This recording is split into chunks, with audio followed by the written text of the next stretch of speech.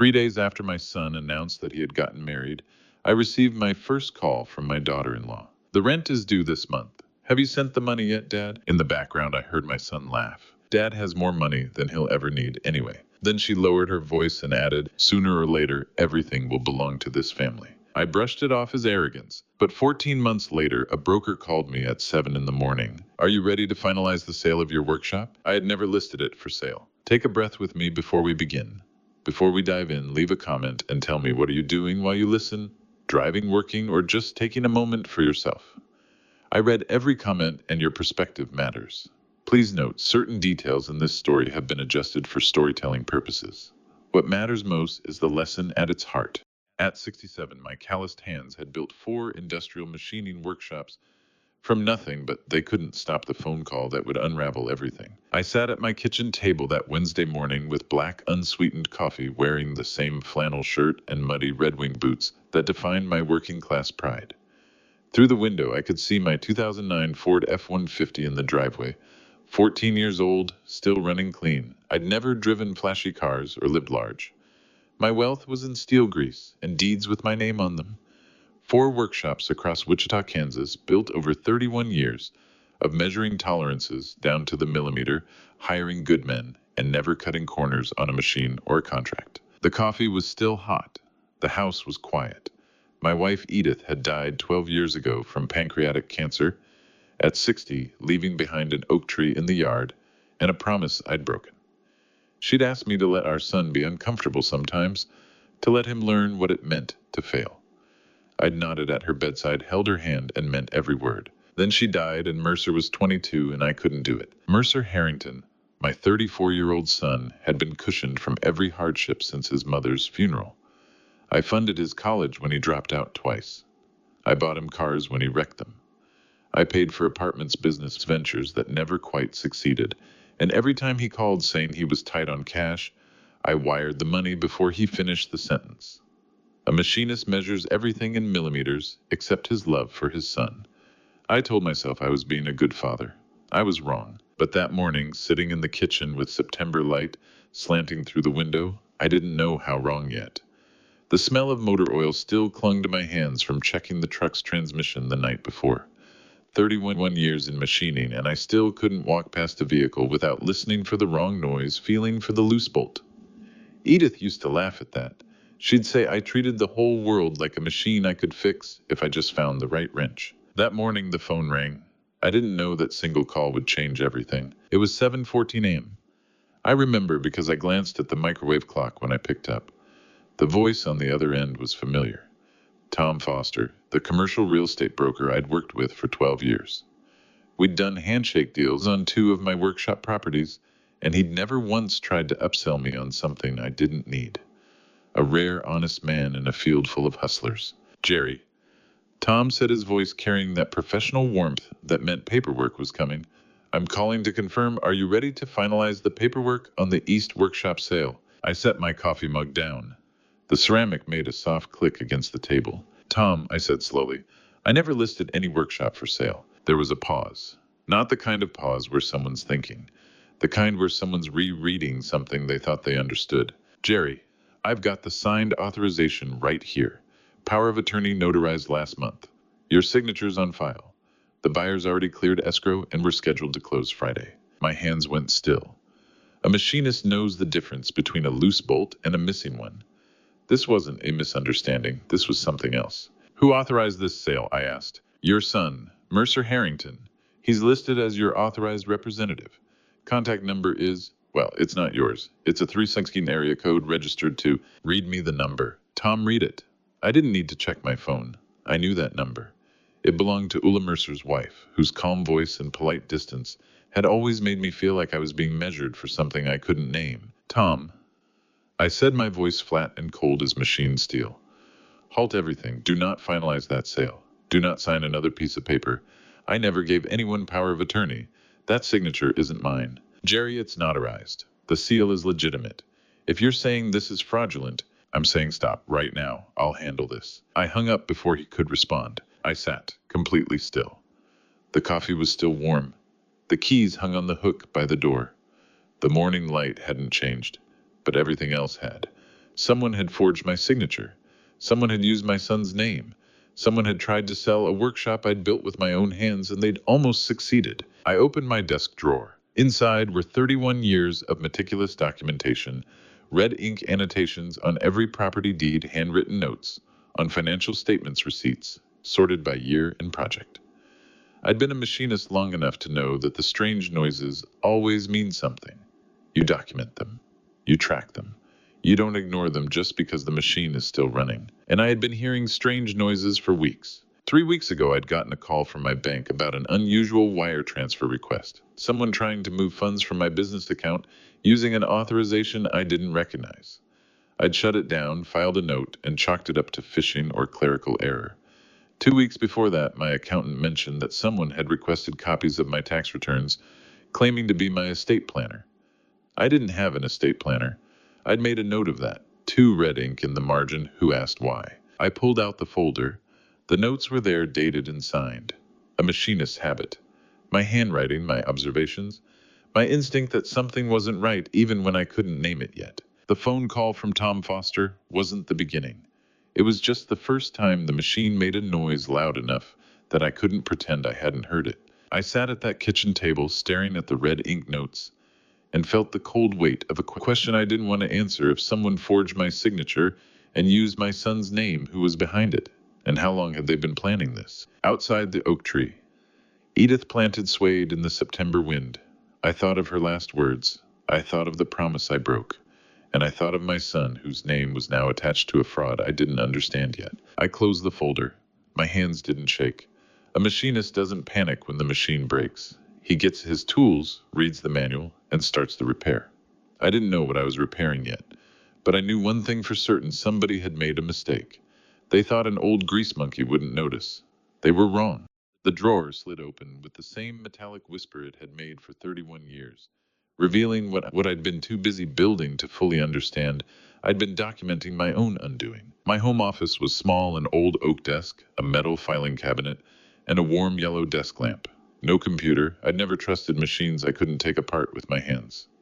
The filing cabinet held 3 decades of paper documentation, organized by year, every property deed annotated in red ink. I pulled the folder marked September 2023. The third page was a handwritten note dated 3 weeks ago in my own blocky script.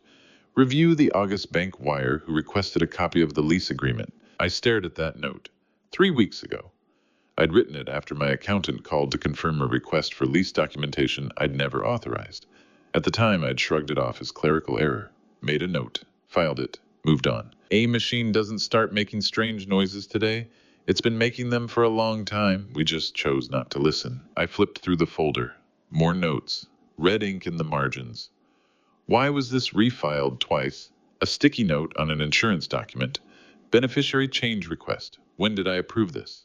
Another on a bank letter. Wire authorization, verify signature match. I had suspicions. I just didn't know what I was suspecting yet. My machinist's instinct had been tracking anomalies, the way I'd track a misaligned bearing. Small things, wrong things, things that didn't break the machine but changed how it sounded when it ran.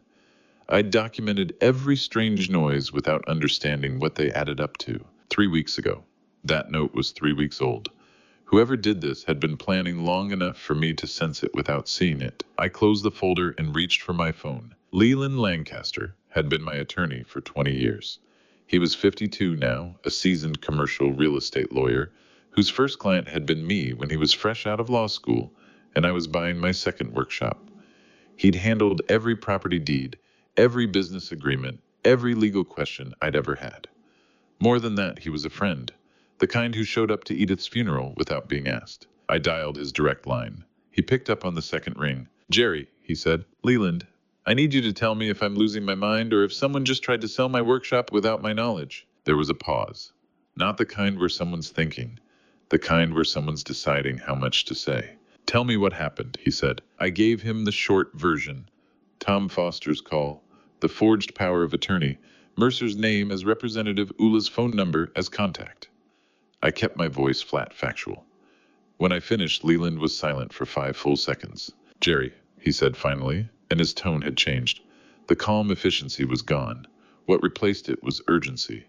"I need you to come to my office right now. And I need you not to call your son or daughter-in-law before you get here. Why? Because I need to show you something.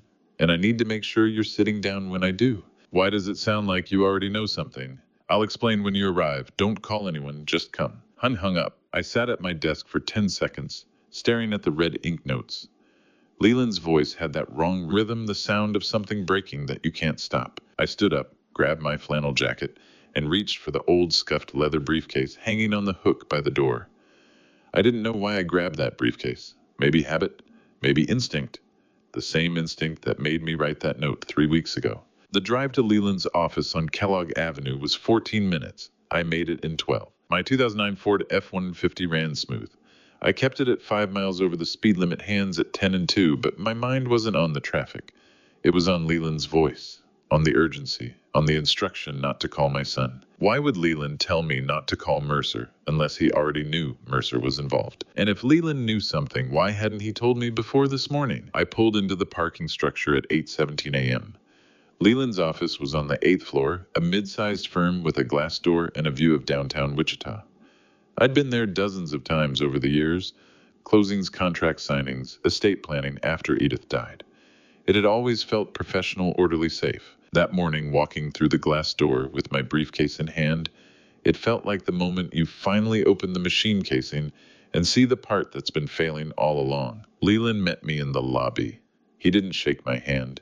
He didn't offer coffee. He just nodded toward his office and said, "Come with me." I followed him past the receptionist, past the conference room, into his corner office with the wide desk and 2 computer monitors. He closed the door behind us. Then he opened a file on his screen, not a recent file, an archived one. The timestamp read 14 months ago. "I've been tracking something," Leland said quietly. "I didn't tell you because I wasn't sure. But after your call this morning, I'm sure." He turned the monitor toward me. On the screen was an email inquiry dated 14 months prior, 9 months before Mercer had even married Ulla. The subject line read, "Emergency Guardianship Procedures, Kansas." The sender's name wasn't one I recognized, but the IP address trace at the bottom of Leland's notes was. It had come from my son's apartment. I stared at that screen. 14 months ago. 9 months before the wedding. Before Ulla became part of our family. Before any of this should have been possible. Someone was researching how to declare you incompetent. Leland said, his voice flat, before your son even got engaged. The email on Leland's screen was dated 14 months ago, and reading it felt like watching someone sketch a blueprint for your own murder. I leaned closer to the monitor. The timestamp read July 17, 2022, 11:47 p.m. The sender used a pseudonym, something generic and forgettable. The IP address trace showed Kansas City. The subject line was Clinical Inquiry Emergency Guardianship Procedures. Leland scrolled down. The body of the email was 3 paragraphs written in the kind of careful, neutral language that comes from someone who's done research. It asked about Kansas guardianship law for an elderly individual showing early signs of cognitive decline. It described a hypothetical scenario, an aging parent with significant assets, specifically 4 industrial properties, and a 12-acre land plot who might need protective intervention if their judgment became impaired. The asset description matched my holdings exactly. 4 workshops, 12 acres, not approximate, exact. This came in 14 months ago, Leland said quietly. Anonymous contact pseudonym asking about guardianship procedures for someone showing cognitive decline. The asset description matched you exactly. I stared at the screen. My hands felt cold. Why didn't you tell me when you first got this? I asked. Leland's jaw tightened. Because back then I only had suspicions. And you wouldn't have believed me if all I had were suspicions. I archived it. I didn't respond. I've been watching ever since. 14 months ago, I said slowly. July 2022. 9 months before Mercer married Ulla, Leland said. The words hit me like cold water. 9 months before the wedding. Before Ulla became my daughter-in-law. Before she was part of the family. Before any of this should have been possible. Someone was researching how to steal from me. I said, my voice flat, before my son even proposed. Not someone, Leland said. Her. Or someone working with her. The inquiry came from Kansas City. That's where Ulla lived before she met Mercer. I sat back in the chair. 14 months. 9 months before the wedding. What kind of person plans a marriage as a heist? The answer was sitting in front of me, archived in an email I'd never seen until this morning. The kind of person who researches guardianship law at midnight. The kind who describes assets down to the acre. The kind who thinks 14 months ahead. The marriage wasn't romance, it was reconnaissance. The email asked about asset transfers. Leland continued scrolling down, specifically what happens to property owned by someone declared incompetent, whether a guardian or representative could authorize sales, whether power of attorney overrides direct ownership. I thought of Mercer, my son who'd called me 2 months ago to tell me he'd met someone special, who'd brought Ula to Sunday dinner and watched her smile politely while I talked about workshop machinery she'd never cared about, who'd married her last October in a small ceremony I'd paid for because he said they wanted to keep it simple. How long had she been planning this? How long had my son been part of it? Or how long had he been the weapon she used against me? We need to verify something, Leland said, reaching for his desk phone. Right now. He dialed a number from memory. The line rang twice before someone picked up. I couldn't hear the voice on the other end, but I heard Leland's tone shift into the clipped efficiency of a lawyer moving fast. This is Leland Lancaster. I need you to verify a property transfer for me. Kansas Land Registry, Sedgwick County. Owner name Jerry Harrington. Property Industrial Workshop, 1847 East Morris Street. There was a pause. I watched Leland's face. His expression didn't change, but his hand tightened on the phone. When, he asked, another pause. Longer this time. And the receiving entity, Leland's eyes flicked to me. Something in his face made my chest tighten. Delaware LLC, he said quietly, repeating what he was hearing. Incorporated when 6 weeks before the sale. He listened for another 30 seconds, then thanked the person on the other end and hung up. The silence in the office was absolute. The East Workshop was transferred 3 weeks ago, Leland said finally. August 14th. Sale price $1.2 million, moved through a Delaware limited liability company that was incorporated 6 weeks before the sale. I stared at him. 3 weeks ago. Tom Foster's call this morning wasn't about preventing a sale, Leland said. It was about finalizing paperwork for a sale that already happened. The property's been gone for 3 weeks. Gone. The word sat in my chest like a stone. My first workshop gone for 3 weeks without me knowing. I'd bought that property 25 years ago, after 6 years of saving. I'd replaced every pipe installed, every compressor, rewired the electrical myself because I didn't trust subcontractors. I'd built it from an empty shell into a functioning machine shop that employed 11 men and ran 3 shifts. It was the foundation of everything I'd built since, and it had been stolen 3 weeks ago while I was drinking coffee in my kitchen, completely unaware. $1.2 million, I said quietly. That property's worth at least $2 million, maybe more, which means whoever bought it through that Delaware LLC got it for 40% under market value, Leland said. And I'm willing to bet when we dig into that LLC, we're going to find it's owned by someone very close to this situation. I thought of the forged power of attorney. Mercer's name as representative. Ula's phone number as contact. The marriage 9 months after someone researched how to steal from me. This wasn't opportunistic theft. This was a plan. Methodical. Patient. Executed in stages over more than a year. Leland's jaw tightened as he stared at the registry confirmation on his screen. Delaware doesn't require public disclosure of LLC owners, he said quietly, but I know someone who can dig it up. He reached for the phone again. A different number this time, one I didn't recognize. His fingers moved fast, dialing from memory, and I realized this wasn't the first time Leland had needed to investigate something he couldn't discuss with me yet. The call connected. Leland didn't introduce himself. I need you to run a Delaware corporate filing, he said, expedited, and I need to know who's behind it. I didn't call ahead to workshop number 2 when you suspect betrayal inside your own walls. You don't give warning. The drive from Leland's office took 18 minutes. My truck knew the route by memory: north on Broadway, east on Kellogg, then the industrial stretch where the buildings went from glass to corrugated steel. Workshop number 2 was the largest of my 4 properties. A 40,000 square foot facility with 3 CNC machines, 2 milling stations, and a crew of 23 men who'd been working for me an average of 11 years. I pulled into the gravel lot at 10:27 a.m. The shop floor was running. I could hear the rhythm of the machines through the walls before I even opened the door. A lathe, turning at steady RPM. The pneumatic hiss of an air compressor. The metallic clang of someone setting down a wrench. 31 years in this business, and I could still identify every sound. I walked through the main bay without stopping to talk to anyone. Heads turned. A few men nodded. I didn't nod back.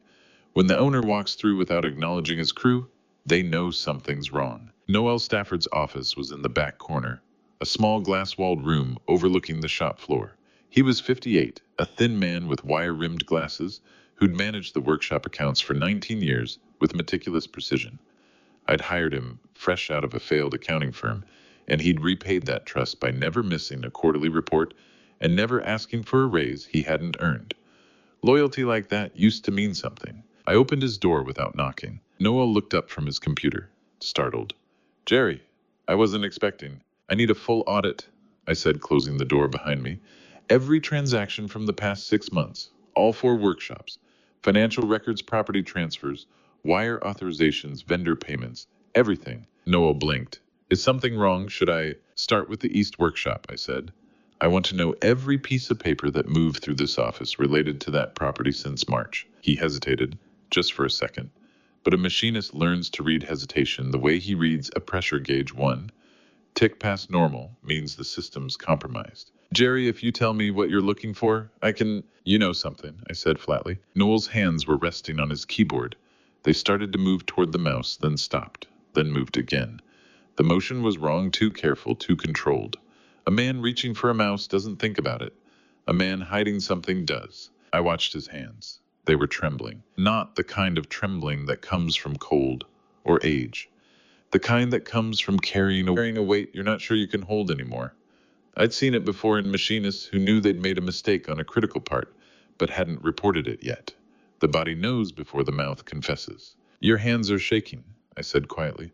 So tell me. Noel closed his eyes. When he opened them again, his face had changed. The careful professional mask was gone. What remained was exhaustion and shame. She offered me $80,000, he said. His voice was barely above a whisper. Cash, 3 months ago. The shop floor noise seemed very far away. For what? I asked. Noel swallowed. Copies of the financial records. Help with what she called transition of management control. She said you were getting older, that your son was going to take over the business, and they needed documentation to make the transition smooth. She said it was all approved, that you just didn't want to deal with the paperwork yourself. And you believed her? No, Noel said. I didn't. That's why I refused. $80,000. 3 months ago. The workshop sold in August. The math was brutal. You refused the money, I said slowly, but you didn't tell me she approached you. Noel's jaw tightened. I thought she'd drop it. I thought if I said no, that would be the end of it. I didn't want to worry you over something that might not happen. 3 months, I said. June, July, August.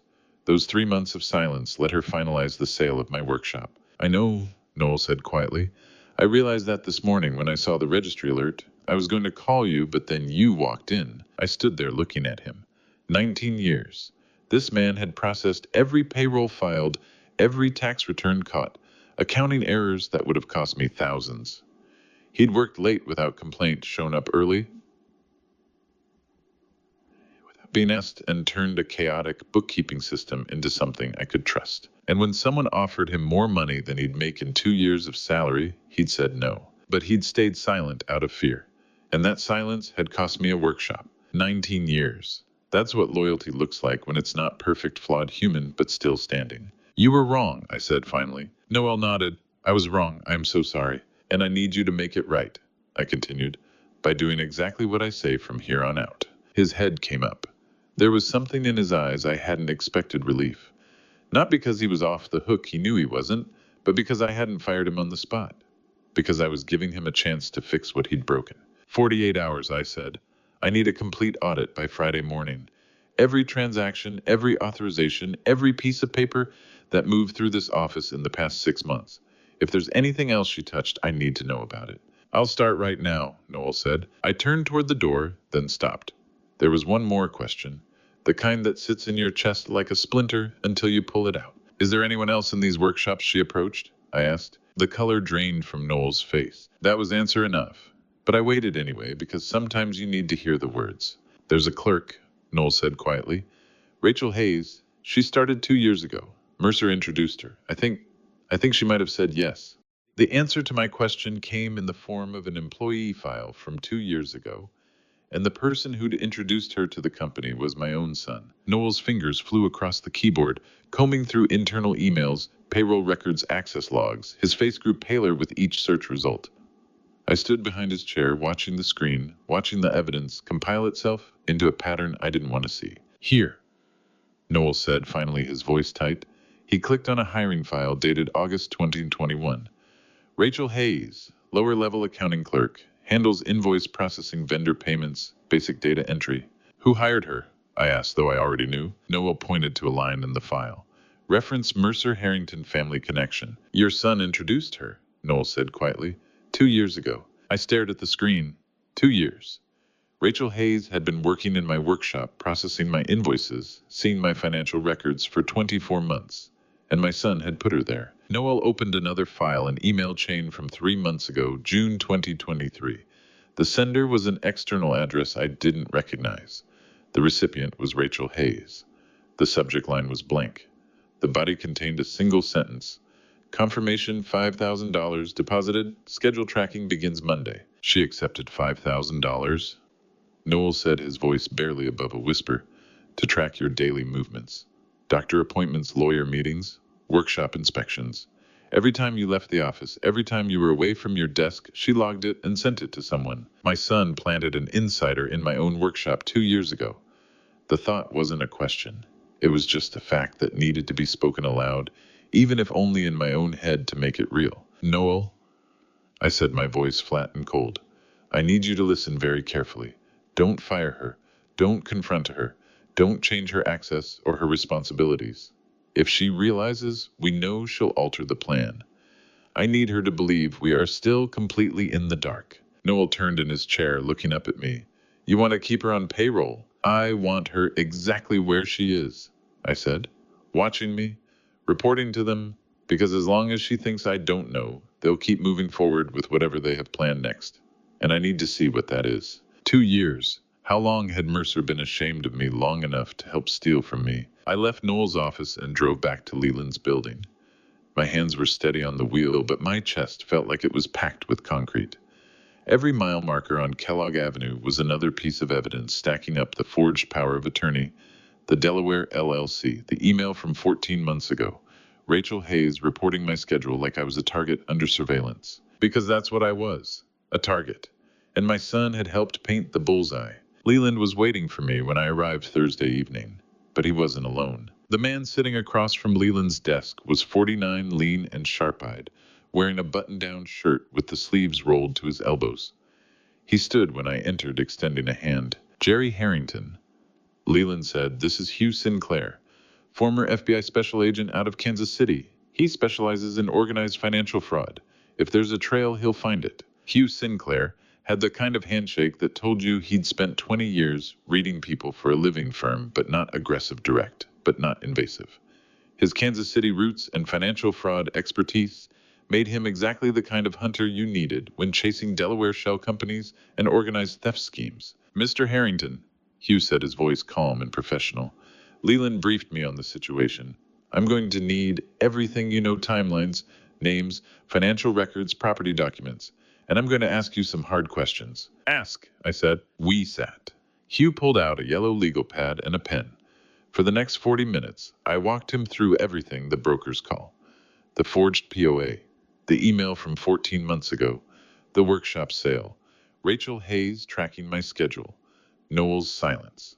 Hugh took notes in shorthand, asking clarifying questions, never interrupting. When I finished, Hugh set down his pen and looked at me. Do you know why she chose your family specifically? He asked. I sat with that question for a long moment. Why us? Why Mercer? Why had Ulla Riddle walked into my son's life 2 years ago with a plan already forming? No, I said finally. I don't. Hugh nodded slowly. That's what I need to find out. Her background, her past jobs, other states she's lived. In maiden name, Riddle, everything. If she's done this before, there will be a pattern. If she's working with someone, there will be connections. How long? I asked. 2 weeks of pretending. A machinist knows how to run a machine on manual override. When the sensors fail, you feel it instead of reading it. Minimum 2 weeks, Hugh said. Maybe longer, depending on what I find. Delaware LLCs don't require public disclosure of ownership, but there are ways around that. Bank records and corporation filings, cross-referencing property transfers. I'll start with the LLC and work backward. And in the meantime, I asked. Hugh leaned forward, his expression serious. In the meantime, you need to carry on as if you know absolutely nothing. Don't change your schedule. Don't alter your routine. Don't say a single word to your son that suggests you're suspicious.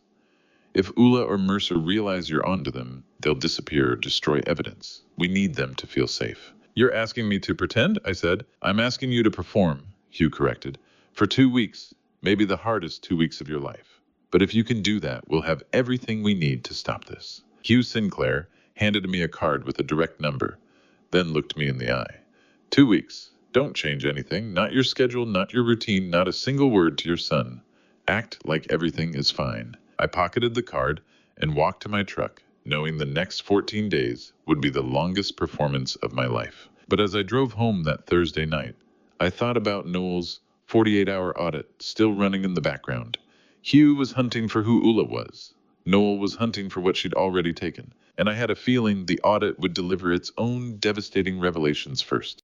The number at the bottom of Noel's audit report was $94,000, but that wasn't the number that mattered. It was the $8.5 million written in parentheses beside it. 1 week had passed since Tom Foster's call.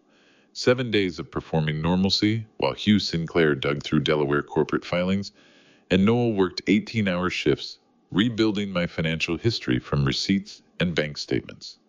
7 days of waking up, drinking black coffee, driving to the workshops, inspecting machines, signing payroll, acting like a man who didn't know his son had planted surveillance in his own office. It was late September now. The air had turned cold enough that I could see my breath in the morning when I started the truck. The oak tree Edith planted was losing its leaves. Noel called me Wednesday afternoon. His voice on the phone was flat exhausted.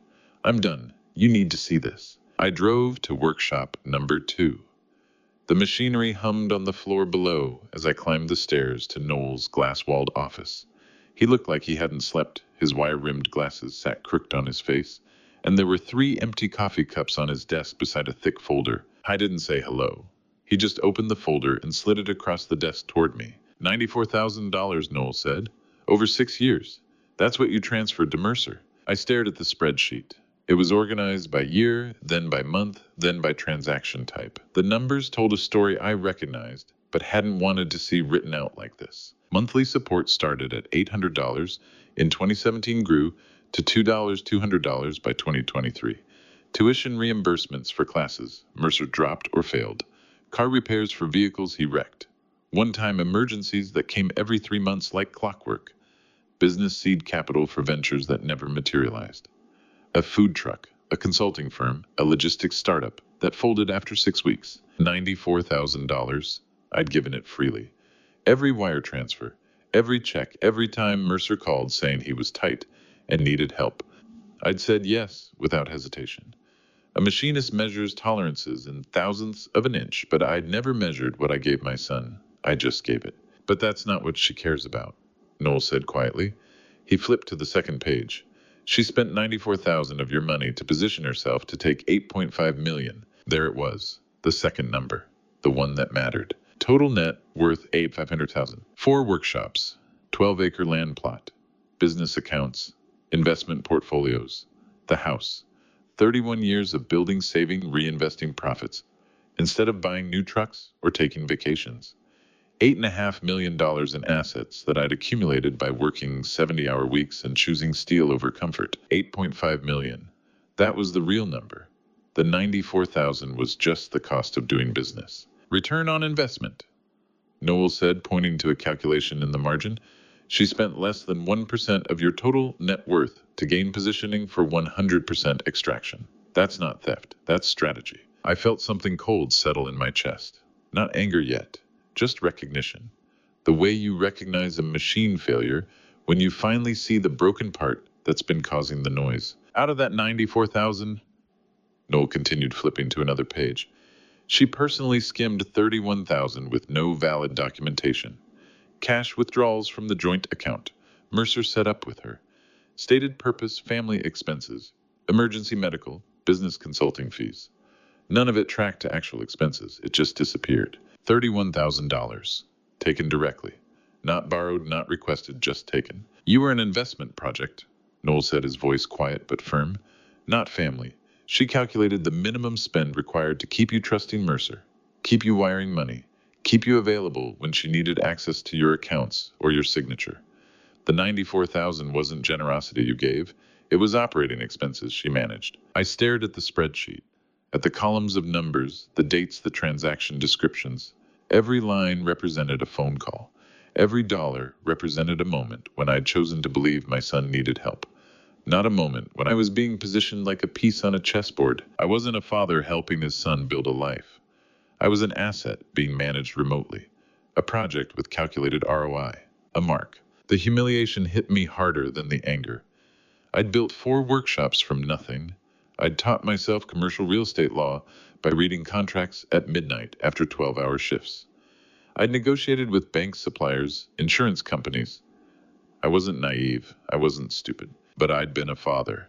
And Ula had used that against me with the precision of someone who'd done this before. She knew exactly what she was doing, Noel said. Every dollar Mercer asked, for every crisis he called about, she was watching the pattern, watching how fast you responded, how much you'd give without asking questions, how far your trust extended. The 94,000 was her buying information about you. And once she had that information, she moved to phase 2. The workshops, I said. The workshops, Noel confirmed. 8.5 million, that's what she's really after. I looked at my hands. 31 years. Every callus was a choice. Every grease stain was a long day. No one gets to steal that with a forged signature. Noel handed me the final page, a summary sheet with 2 numbers printed in bold. At the top, $8, $500, $1,000. Below it, $94,000. Preliminary operational investment. My hands, calloused from 3 decades of building machines from raw steel, rested flat on the desk beside that paper. These weren't the hands of an investment project. These were the hands of a man who was about to fight back.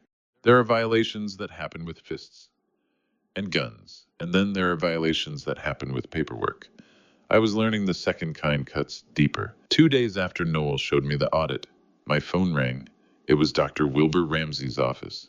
The receptionist's voice was professional, but careful the way people sound when they're delivering a message they don't fully understand. Mr. Harrington, Dr. Ramsey would like to see you as soon as possible. Not for a regular appointment. He said it's urgent. I drove to his clinic that afternoon. Dr. Ramsey had been my family physician for 15 years, a careful man in his early 60s who'd guided me through Edith's cancer diagnosis and never once tried to sell me a medication I didn't need. He was the kind of doctor who still made house calls if you were too sick to drive. The receptionist called my name, but instead of leading me to an exam room, she walked me down a hallway to Dr. Ramsey's private office. He was waiting inside with the door already closed. That's when I knew something was wrong. Doctors don't close doors for routine conversations. Dr. Ramsey gestured to a chair. His desk was clean except for a manila folder sitting in the center. He didn't open it immediately. He just looked at me with the expression of a man trying to decide how to deliver bad news. Your daughter-in-law came to see me last week, he said finally. She brought documentation, 47 pages, documenting episodes of cognitive decline. She wanted me to sign an evaluation. I sat very still. What kind of evaluation? A medical assessment backing an emergency guardianship petition, Dr. Ramsey said. The kind filed when the family believes an elderly individual can no longer manage their own affairs. The room felt smaller. What did the documentation say? Dr. Ramsey opened the folder. Inside was a photocopy. Pages and pages of handwritten notes in neat feminine script. Dates, times, locations, detailed observations written in the clinical language of someone documenting a patient. Forgetting where you left your keys, Dr. Ramsey read. Re-asking questions that had already been settled. Clumsy handwriting on invoices. Confusion during routine tasks. Mixing up workshop schedules. Forgetting employee names. Difficulty following multi-step instructions. He flipped through the pages. Every entry was dated, time-stamped, and described with the kind of precision that made it sound credible. 47 pages, he said, covering the last 9 months. Every alleged incident cataloged like a research study. 47 pages. Documenting a man losing his mind. How do you fight a weapon made of paperwork and lies? I refused, Dr. Ramsey said, closing the folder. Immediately. Why, I asked. He looked at me directly. Because I've been treating you for 15 years, and you're one of the sharpest men I know. Because you've never shown any signs of cognitive decline in my office. And because that journal, he tapped the folder, was too professionally constructed. What do you mean? It reads like a template, Dr. Ramsey said. like something clipped from a contested guardianship lawsuit, not genuine medical observations. The language is too clinical. The structure is too organized. Real family members document loved ones decline write messy emotional notes. They write about how scared they are, how much it hurts to watch. This reads like a legal brief. I thought about the email Leland had shown me from 14 months ago, the one researching guardianship procedures before Ula ever married my son. This wasn't improvised. This was a plan executed in stages. You said she wanted you to sign, I said. What would that signature do? Dr. Ramsey's face was grim. With 2 physician signatures, she could file for emergency guardianship. If a judge grants it, you'd lose legal agency, the power to own property, sign contracts, manage your workshops. Everything would transfer to a court-appointed guardian, usually a family member, usually the one who filed the petition. She'd control everything, I said. She'd control you, Dr. Ramsey corrected. You'd become legally incompetent. Every decision about your life, your assets, your medical care, it would all go through her. The weight of it settled in my chest. This wasn't just theft. This was erasure. She wasn't trying to take my workshops. She was trying to take my personhood. Why are you telling me this? I asked. Dr. Ramsey hesitated. Because she didn't just approach me. She's reached out to 2 other physicians in Wichita. One hasn't responded yet. One is currently weighing it. 1 doctor. 1 signature. That's all she needed to take everything, not just the workshops, but my ability to own them at all. If that second doctor signs, Dr. Ramsey continued, the petition can drop at any moment, and once it's filed, you'll be on the defensive. You'll have to prove your competence in court while they argue you're too impaired to even understand the proceedings. It's a legal trap designed to be nearly impossible to escape. Who's the doctor? I asked. The one who's considering it? Dr. Ramsey shook his head. I can't tell you that. Professional ethics. Even knowing he's been approached is information I shouldn't have. But you do have it, I said. He looked at me for a long moment.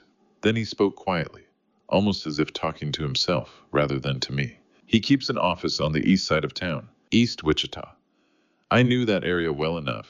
There were only 3 medical practices there, a family clinic near the highway, a specialist office by the shopping center, and a small practice run by a semi-retired physician who mostly saw elderly patients. 3 options, 1 signature. And I had no idea how much time I had before that doctor made his decision. Dr. Ramsey stood, signaling the meeting was over. But at the door, he turned back. Jerry, he said, his voice careful. I've known you 15 years. You're not cognitively impaired, but someone is building a very convincing case that you are. And if you don't act fast, that case is going to become your legal reality. I walked to my truck with the autumn wind cold on my face. Somewhere in East Wichita, a doctor I'd never met was reading 47 pages of lies about my mind failing, and I had no idea how to stop him from signing his name. Audacity has a sound. It's the warm, casual voice of someone asking you for money while they're actively selling your property out from under you. 2 weeks had passed since Dr. Ramsey's warning about the Eastside physician.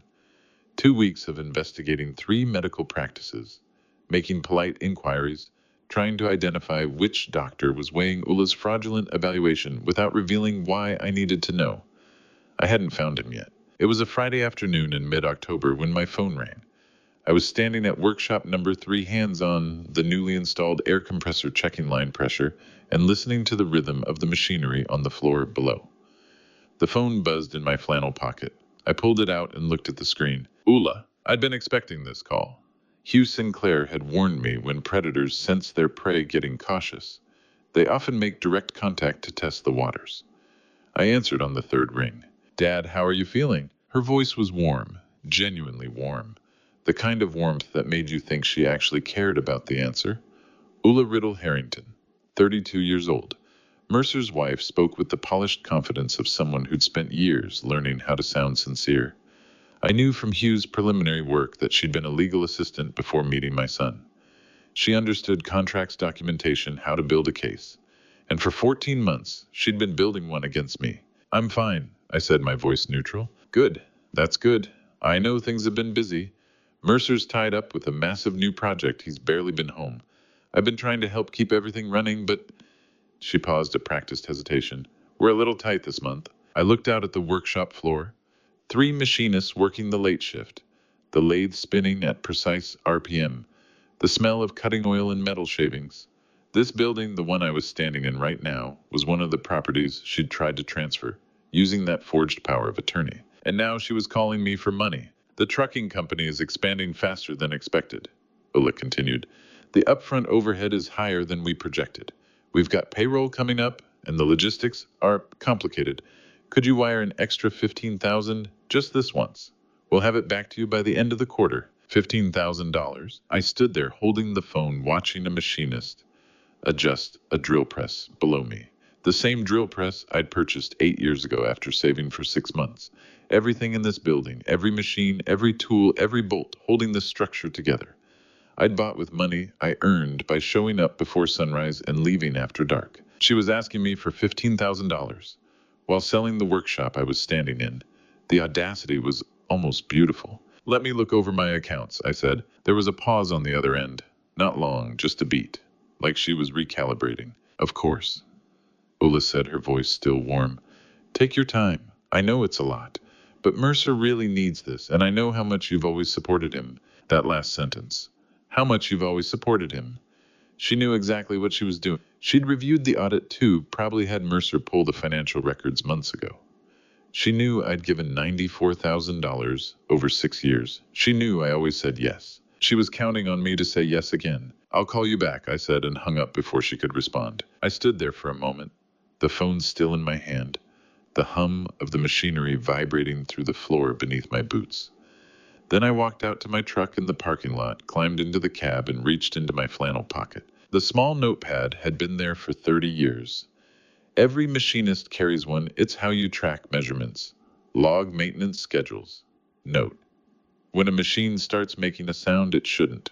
I'd logged thousands of entries in dozens of these notepads over 3 decades. This entry would be different. I flipped to a clean page and wrote in my blocky handwriting, OCT 13-2023, 3:47 p.m., Ulla Harrington, 316-555-047, 15,000 request reason.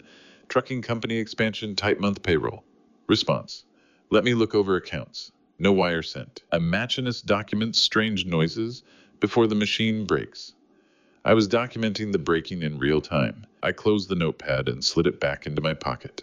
Then I sat in my truck for 10 minutes, engine off, watching the October wind push leaves across the parking lot. She thought this was a negotiation. She thought if she asked nicely enough, used the right tone, reminded me of my history of supporting Mercer, I'd wire the money like I always had. She didn't know I'd seen the audit. She didn't know I'd spoken to Dr. Ramsey. She didn't know Hugh Sinclair was digging through Delaware corporate filings and tracing IP addresses back to Kansas City. She thought I was still the man I'd been 3 weeks ago, the trusting father who signed checks without asking questions. But that man was gone, and the one sitting in this truck had a notepad full of evidence and a plan forming in the back of his mind. I started the engine and drove home. My phone didn't ring again that night, but over the next 6 weeks, it would ring 3 more times. 3 more calls each from a different phone number, each with a different amount: 8,000, 22,000, 12,000. The reasons would vary: urgent legal fees, unexpected medical expenses, critical business opportunity that couldn't wait. And every single call would go into the notepad in my flannel pocket. Date, time, amount, stated reason, phone number, documented with the same precision I'd used to log machine maintenance for 31 years. Ulla Harrington was systematic, methodical. She planned 14 months ahead and executed her theft in stages. But she'd made one critical miscalculation. She'd chosen to steal from a machinist. And machinists document everything. 2 weeks of investigation can't erase 7 years of practice. Hugh Sinclair's files proved Ulla wasn't a desperate opportunist, but a professional predator who'd done this before. The calls came exactly as I'd predicted. 3 more over the next 6 weeks, each from a different number, each with a different urgent need. 8,000 for legal fees, 22,000 for an unexpected business opportunity, 12,000 for medical expenses that were never quite explained. Every call went into the notepad in my flannel pocket. Date, time, amount, phone number. I didn't wire a single dollar. It was late October when Hugh Sinclair called Leland's office to schedule the briefing. 2 weeks had passed since I'd hired him. I drove downtown on a Thursday afternoon, the autumn light slanting through Leland's 8th-floor windows, and found Hugh already there with files spread across the walnut desk. Hugh looked like he hadn't slept much. His sleeves were rolled to his elbows, and there were 3 empty coffee cups on the credenza behind him. Former FBI agents don't get that look from easy work. Let's start with the Delaware LLC, Hugh said, sliding a document across the desk toward me. I picked it up. Corporate filing records, incorporation dates, registered agent information. The kind of paperwork that looks legitimate until you know what you're looking at. The Delaware LLC that purchased your East workshop, Hugh continued, shares a registered agent address with another shell entity. That second entity was incorporated in Missouri 2 years ago. Same agent, same filing pattern, and the incorporator, he tapped the paper, is Ulla Riddle, her maiden name. Leland leaned forward. She's not just stealing the workshop, she's stealing it from herself. Exactly, Hugh said. She forged the power of attorney, authorized the sale through Mercer's name, then purchased the property through her own LLC at $280,000 below market value. The difference disappears into her pocket as clean profit. Self-dealing fraud plus federal wire fraud. Idle 18 U.S.C. Section 1343, up to 30 years. She was stealing from me by selling to herself. The elegance of it was almost admirable. Almost. I pulled out my notepad and opened it to a clean page. Delaware LLC, registered agent matches, Missouri entity, Ulla Riddle Incorporator, 280K below market, 18 U.S.C. 1344. Hugh watched me write. You've been documenting machinist's habit, I said. Hugh nodded slowly. Good, because documentation is going to win this case. Leland spoke up. What about the Missouri connection? You said there was a pattern. Hugh's expression changed. Not quite sadness. More like recognition of something ugly he'd seen too many times. 7 years ago, Hugh said, in Springfield, Missouri, Ulla Riddle ran the exact same play, widowed small business owner, modest manufacturing operation. She married his son, isolated the father, forged documents, and systematically extracted $340,000 over 18 months. The room went quiet. What happened? I asked. Settled out of court, Hugh said. She took the money and signed a mutual NDA. The victim agreed to stay silent. She left Missouri and disappeared for 2 years. Then she showed up in Kansas and met your son. Leland's jaw tightened. She fled one state and targeted another. Not randomly, Hugh said. He pulled out another document, a printout of what looked like a dating profile. I traced her digital footprint. She spent 6 months on targeted matchmaking sites, not general dating apps. Specialized services for professionals seeking serious relationships. She filtered for men in specific demographics. He slid the paper toward me. I didn't want to look at it, but I did anyway. The profile parameters were clinical age 28 to 35, single or divorced, business owner or corporate executive, located in Kansas or Nebraska. Family status, estranged or recently deceased parent with significant assets. Your son wasn't chosen randomly, Hugh said quietly. Wealthy father, widowed father, overcompensating father. You fit a profile she'd successfully exploited before. Mercer was selected. I sat there holding that paper, feeling something cold settle in my chest. My son hadn't fallen in love. He'd been hunted. Does my son know? I asked. Hugh met my eyes directly. I don't think so. I believe he's a victim too. He just doesn't know he's being cleaned out. Based on the financial patterns I've tracked, she's been systematically draining his accounts while using him as a front for the larger operation against you. He thinks he's building a business. She's building an exit strategy. My son was a victim too. That should have made me feel something. It didn't erase what he'd said to me. It didn't erase Grease Monkey.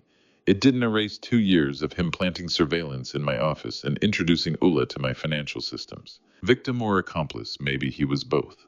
Maybe being used doesn't absolve you of the damage you caused while being used. The Missouri victim, I said. The one from 7 years ago. What happened to him after the settlement? Hugh flipped through his files. NDA kept him silent. He lost his business within a year, couldn't recover from the extraction. I tracked him to Springfield. He's 74 now, living on Social Security and a small pension. No family left. She destroyed him, and the NDA made sure no one would ever hear about it. Shame, Leland said quietly. She weaponized his shame. That's the pattern, Hugh confirmed. Elderly fathers don't want to admit they were conned by their son's wife. They don't want to admit their judgment failed. So they stay silent, and silence protects the predator. I thought about that for a long moment. A 74-year-old man who'd lost everything and spent 7 years carrying it alone. A man who fit the same profile I did. A man who probably woke up every morning wondering if he'd been a fool. What is the name of that old victim? I asked. And where is he now? Hugh didn't hesitate. He pulled a piece of paper from his stack and slid it across the walnut desk. An address in Springfield, Missouri, and a name printed in block letters. Wilfred Trent, 74 years old. He's kept silent for 7 years, Hugh said. Out of shame, probably, or fear. But if someone reached out, someone who understood what he went through, he might be ready to talk. I folded the paper and put it in my wallet, next to the notepad that held 4 logged extortion calls and 2 weeks of evidence. Wilfred Trent had been silent for 7 years. Maybe it was time someone asked him to speak. There's a specific kind of courage required to walk into a room of 200 tuxedos, wearing flannel and muddy boots. Or maybe it's not courage at all, just the clarity that comes when you have nothing left to prove. Wilfred Trent's address sat in my wallet like a stone. I'd call him, soon. But first I had something else to attend to. Mercer's Trucking Company was having its grand opening. Saturday evening, November 2023, 5-star hotel, downtown 18th floor ballroom, 200 elite guests. I knew about it because Ulla had mentioned it on that first phone call when she asked for $15,000. What she hadn't mentioned, what I learned from checking my mail, was that I hadn't been invited. No invitation. No courtesy call. My son was launching a business I'd helped fund, and I wasn't welcome. So I went anyway. I pulled my 2009 Ford F-150 into the hotel parking garage at 7:30. The valet looked at my truck like it was leaking oil on his pristine concrete. I stepped out wearing my flannel shirt and muddy Red Wing boots, carrying the scuffed leather briefcase Boyd Townsend had wired for me 3 days earlier with a recording device small enough to hide in the lining. The ballroom was everything I expected. Crystal chandeliers, champagne flowing, Mercer's company logo blazing on projection screens mounted on every wall, men in tuxedos, women in evening gowns, the kind of crowd that made their money with contracts and handshakes, not grease and steel. I stood in the doorway. It took Mercer less than 30 seconds to spot me. Mercer Harrington, 34 years old, stood across the ballroom in a designer tuxedo that probably cost more than the first milling machine I ever bought. His face darkened the moment he saw me. He crossed the floor, fast, not running, but close, and grabbed my arm. "Outside," he said through his teeth. "Now." He dragged me into a secluded corridor, away from the guests, away from the champagne and the projection screens, and the polished people who were supposed to think his father was someone respectable. Then he let it all out. "You're an embarrassment to my brand, Dad," Mercer said, his voice low and venomous. "I don't want anyone in this circle knowing my father is some redneck grease monkey who shows up to events in flannel and muddy boots like he just crawled out of a workshop." I stood there holding the briefcase. The device inside was recording every word. "You giving me money, that's your obligation," Mercer continued. "You're my father, that's what fathers do, but showing up here looking like this?" He gestured at my clothes with disgust. "If Mom were alive, she'd be ashamed to see you looking like this." The deepest wound wasn't embarrassment or grease monkey. It was, if Mom were alive, she'd be ashamed. He weaponized his own mother's memory against me. I said nothing, just looked at him one last time. Looked at the son I'd raised, the son I'd funded through every failure. The son who thought calling me an obligation was somehow justified because he wore a tuxedo and I wore flannel. Then I turned and walked away. I heard him call after me something about not making a scene, about staying away from his guests. I didn't turn around. I walked to the elevator, rode it down 18 floors, climbed into my truck, and drove home. I didn't turn on the radio. I didn't stop for gas. I just drove through the November night with the briefcase sitting on the passenger seat, thinking about Edith and the promise I'd broken for 12 years.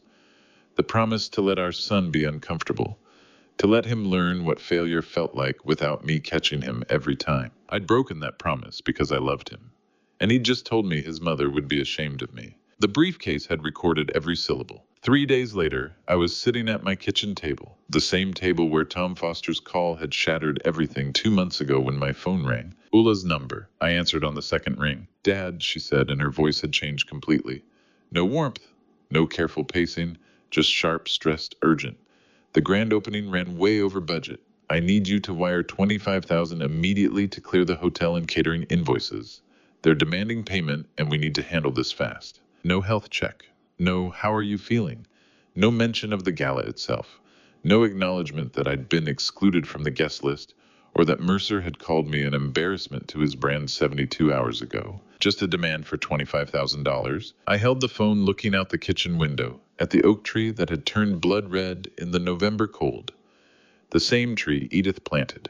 The same tree I'd looked at every morning for 12 years while I made choices I thought were helping my son. 25,000. 3 days. The same tone she'd used to order coffee. That's when I stopped being a father and became a prosecutor. Let me look into it, I said, my voice flat. I hung up before she could respond. I opened the notepad from my flannel pocket. The same notepad that held the $15,000 request from October. I flipped to a clean page and wrote in my blocky handwriting, Innov 21, 2023, 9:14 a.m. Ula Harrington, $25,000 demand reason. Grand opening over budget hotel catering invoices. Called 3 days after corridor confrontation. Response: let me look into it. No wire sent. I closed the notepad and set the pen down. 2 entries now. 15,000, 25,000. More would come. I knew the pattern. She'd keep asking until I either gave in or stopped her. I wasn't giving in. I looked out at the blood-red maple tree and thought about Edith. About the promise I'd made at her bedside and broken for 12 years. About the son who'd invoked her memory to shame me while stealing from me. Starting now, I would keep that promise. Not gently, not gradually. With the full weight of the law. This was no longer a story about a father and a son. This was a legal case. And I intended to win it. The best weapons don't look like weapons at all. They look like an old man's scuffed leather briefcase, the kind he's carried to every business meeting for 3 decades. Winning a legal case requires evidence, and evidence requires documentation. I'd been documenting for 2 months, notepads full of dates, and dollar amounts red ink in the margins of property files. But documentation also requires something else: recordings, conversations, proof that can't be disputed or reinterpreted. That's why a week before Mercer's gala, I'd walked into workshop number 1's break room carrying the old scuffed leather briefcase that had been with me for 31 years. Boyd Townsend was there working on an industrial lathe, his hands moving with the precision that comes from 3 decades of practice. Boyd Townsend, my first hire 30 years ago, was still on the floor, at 62, a foreman whose loyalty ran deeper than blood and whose hands knew every machine in the building. A foreman whose loyalty ran deeper than blood and whose hands knew every machine in the building. I set the briefcase on the workbench beside him. Boyd looked up, oil-stained rag in his hand. What do you need? I need you to embed a recording unit inside this briefcase, I said. Invisible, small enough that no one notices when it's sitting on a desk. Boyd looked at the briefcase, then at me. His face didn't change, but something in his eyes did. Recognition, maybe. Understanding. Then he smirked, the first smile I'd seen from him in months. You think I've been servicing machinery for 30 years and don't know how to wire a simple mic? I know you can, I said. That's why I'm asking you. Boyd picked up the briefcase, running his hands along the inner lining. 2 hours. Come back at 5. I came back at 5. The briefcase looked exactly the same on the outside, same scuffed leather, same worn handles, same brass latches that had stopped closing smoothly 10 years ago. But inside, hidden in the lining where no one would ever think to look, was a recording device smaller than a deck of cards. Boyd handed it back to me. Voice activated, 8-hour battery. Don't drop it or the unit might shift. I ran my hand over the worn leather one last time. Mercer had called this briefcase a hobo's prop once back when he was in college, and thought everything his father owned was embarrassing. This has been with me for 31 years, I said quietly. Now it's going to finish what we have to finish. A machinist knows. Sometimes the most important tool isn't the one that cuts steel. It's the one that records the truth. That briefcase had gone with me to the gala. It had sat on the floor beside me in that hotel corridor while Mercer told me his mother would be ashamed. It had recorded every word. And now in early November, I was using every tool I had, including my own apparent decline. The performance started small. At the bank counter on Monday, I fumbled my signature on a deposit slip. Sorry, I said to the teller. Let me sign that again. My hand isn't steady this morning. The teller smiled politely and handed me a new slip. I didn't see Rachel Hayes watching from her desk in the back office, but I knew she was there. Noel had warned me she still reported to Ulla every day. By Tuesday, the report would reach Ulla. He fumbled his signature. Possible motor control issue. Wednesday, I forgot my workshop keys at workshop number 2. I stood at the locked door for 5 minutes, patting my pockets, looking confused, until one of the machinists let me in. Thanks, I said. Could have sworn I had them this morning. Rachel logged it. He forgot his keys. Standing at the door, disoriented. Friday, I asked Noel about an invoice I'd personally approved the previous week. Did we pay the Mueller contract yet? I asked. Noel looked at me carefully. You approved that payment on Monday. We discussed it in this office. I frowned as if trying to remember. Right, Monday, of course. Rachel's note that evening, he's asking about work he did himself. Cognitive slip. Every piece of bait was carefully calculated.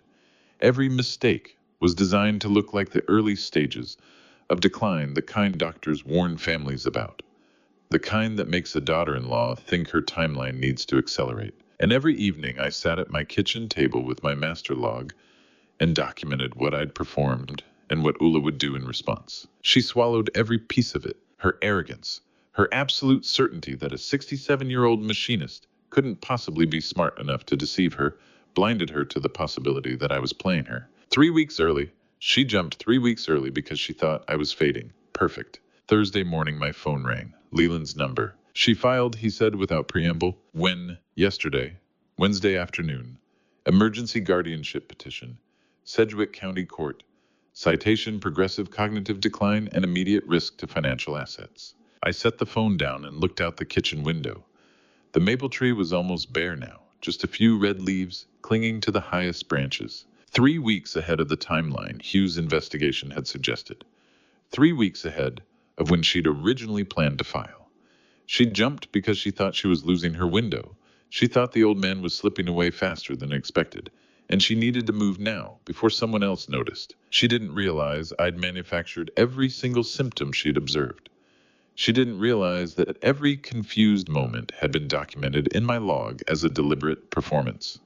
She didn't realize that by filing early she was exposing herself before she'd fully positioned her legal strategy. I picked up the phone again. Leland, I said, we're ready. For what? To show them exactly what they actually found. I hung up and opened my notepad to a clean page. At the top I wrote, Emergency Guardianship Petition, filed Nov 13, 2023, 3 weeks early, overconfident. Then I smiled for the first time in 2 months. Not because I was happy, but because a machinist knows when a machine is about to break. You hear it in the rhythm, feel it in the vibration. Ula's machine was about to break, and I had documented every sound it made on the way down. The worst part about discovering you're a victim isn't the theft, it's learning. You're just one entry in a predator's professional portfolio. Ula had filed her emergency guardianship petition 3 weeks ahead of schedule, exactly as I'd calculated. Now it was time to understand the full scope of what I was fighting. Mid-November, I sat in Hugh Sinclair's private investigation office. He'd asked me to come alone this time. Leland was handling the guardianship response filing and couldn't make it. Hugh had files spread across his desk, more than I'd seen in our first meeting. These weren't property records or corporate filings. These were criminal background reports. The notary who stamped your forged power of attorney, Hugh said, sliding a document toward me, is a man named Craig Holloway, former colleague of Ula's from her Kansas City legal assistant days. He notarized that document without you ever being physically present, a felony violation of the Kansas Notary Public Act. I looked at the document. The notary seal was right there, official and legitimate looking. Except I'd never met Craig Holloway. I'd never signed anything in front of him. His registered office, Hugh continued, is a ghost address, a mailbox front that exists solely on paper. No actual office, no real business location, just an address he uses to make the fraud look legitimate. Hugh pulled out another file. This specific notary pulled the exact same fraudulent stunt for 2 other transactions in Missouri. Same pattern, same fake office address. And here's the important part. He tapped the file. The Kansas Bureau of Investigation is tracking him independently as part of a broader fraud investigation. I looked up, meaning there's an ongoing law enforcement operation running parallel to us. Hugh nodded, and I think it's time we introduce ourselves. A ghost office. A notary running the same fraud in multiple states. How many victims does it take before it stops being theft and becomes an industry? How many people has he done this for? I asked. That's what the KBI wants to know, Hugh said. But they've identified at least 4 cases in the past 3 years. Your case is the most recent and the most documented. He stood up and reached for his jacket. I made a call yesterday. The KBI wants to meet with you today if you're available. I was available. 2 hours later, I was sitting in a closed briefing room at the KBI Wichita field office. The room was small, windowless, with a conference table and a whiteboard mounted on the wall. Leland had joined us by then, driving straight from the courthouse. The woman who walked in introduced herself as Special Investigator Tamara Kendrick. She was 38, sharp-eyed, with the kind of direct manner that came from years of building cases that had to hold up in court. She'd been tracking Ulla's elder fraud operation for 8 months. Hugh had told me waiting for the decisive evidence that would finally justify federal indictments. She didn't waste time with pleasantries. Mr. Harrington, sir, she said, sitting across from me. Over the past 3 years, Ulla Riddle Harrington has targeted 2 other elderly Kansas entrepreneurs using the exact same playbook she used on you. Forged documents, fake medical evaluations, shell companies, Delaware LLCs. She opened a file and slid it across the table. Victim 1 lost $620,000 and never reported it. Out of sheer embarrassment, out of shame. He didn't want his community to know his daughter-in-law had stolen from him $620,000. Gone, silent. Victim 2, Tamara continued, pulling out another file, is currently mid-exploitation. He's being victimized right now, and he's completely oblivious to the ongoing theft. We've been monitoring the situation, but we haven't had the evidence we needed to move forward with charges. She looked at me directly. Your files, the forged power of attorney, the Shell LLC, the 47-page fabricated medical journal, the recorded extortion calls, these provide the smoking gun we've been waiting for. You documented everything. You built the case we couldn't build on our own. Before I reveal how many other victims Ulla targeted using this exact playbook, are you still with me? Comment A if you think this was her first scheme, or B if there were more, and tell me why in just 5 words. Please note the next part contains some fictionalized details to deepen the emotional impact. I sat there processing what she'd just said. 620,000, another victim currently being robbed, and I was the one who documented enough evidence to stop it. We are launching a joint investigation with the FBI for federal wire fraud, Tamara said. The charges will include elder exploitation, wire fraud, across state lines, forgery, and organized financial crime. But she paused, her expression serious. We need you to keep playing the part for 2 more weeks. 2 weeks. I'd already been performing for 3. 2 more weeks of pretending to lose my mind felt like nothing compared to what those other victims lost in silence. 2 more weeks, I said. Then what? Then we execute federal warrants, Tamara said. Arrest warrants, search warrants, asset seizures. We bring her in, and we bring in everyone connected to this operation. The notary, the business partner who helped hide assets, anyone who knowingly participated. Leland spoke for the first time since we'd entered the room. Jerry becomes the keystone witness. Tamara nodded. You're not just fighting for yourself anymore, Mr. Harrington. You're the linchpin in a multi-victim federal case. Your testimony will help us prosecute a predator who's been operating with impunity for years. I thought about Wilfred Trent in Missouri, the man who'd kept silent for 7 years. I thought about the Kansas victim who'd lost more than $500,000 and never told anyone. I thought about the man currently being robbed, who didn't even know it yet. 2 weeks, I said. I'll do it. Tamara Kendrick handed me a card with a direct FBI contact number, then looked me dead in the eye. 2 weeks. Don't deviate from your routine by a single inch.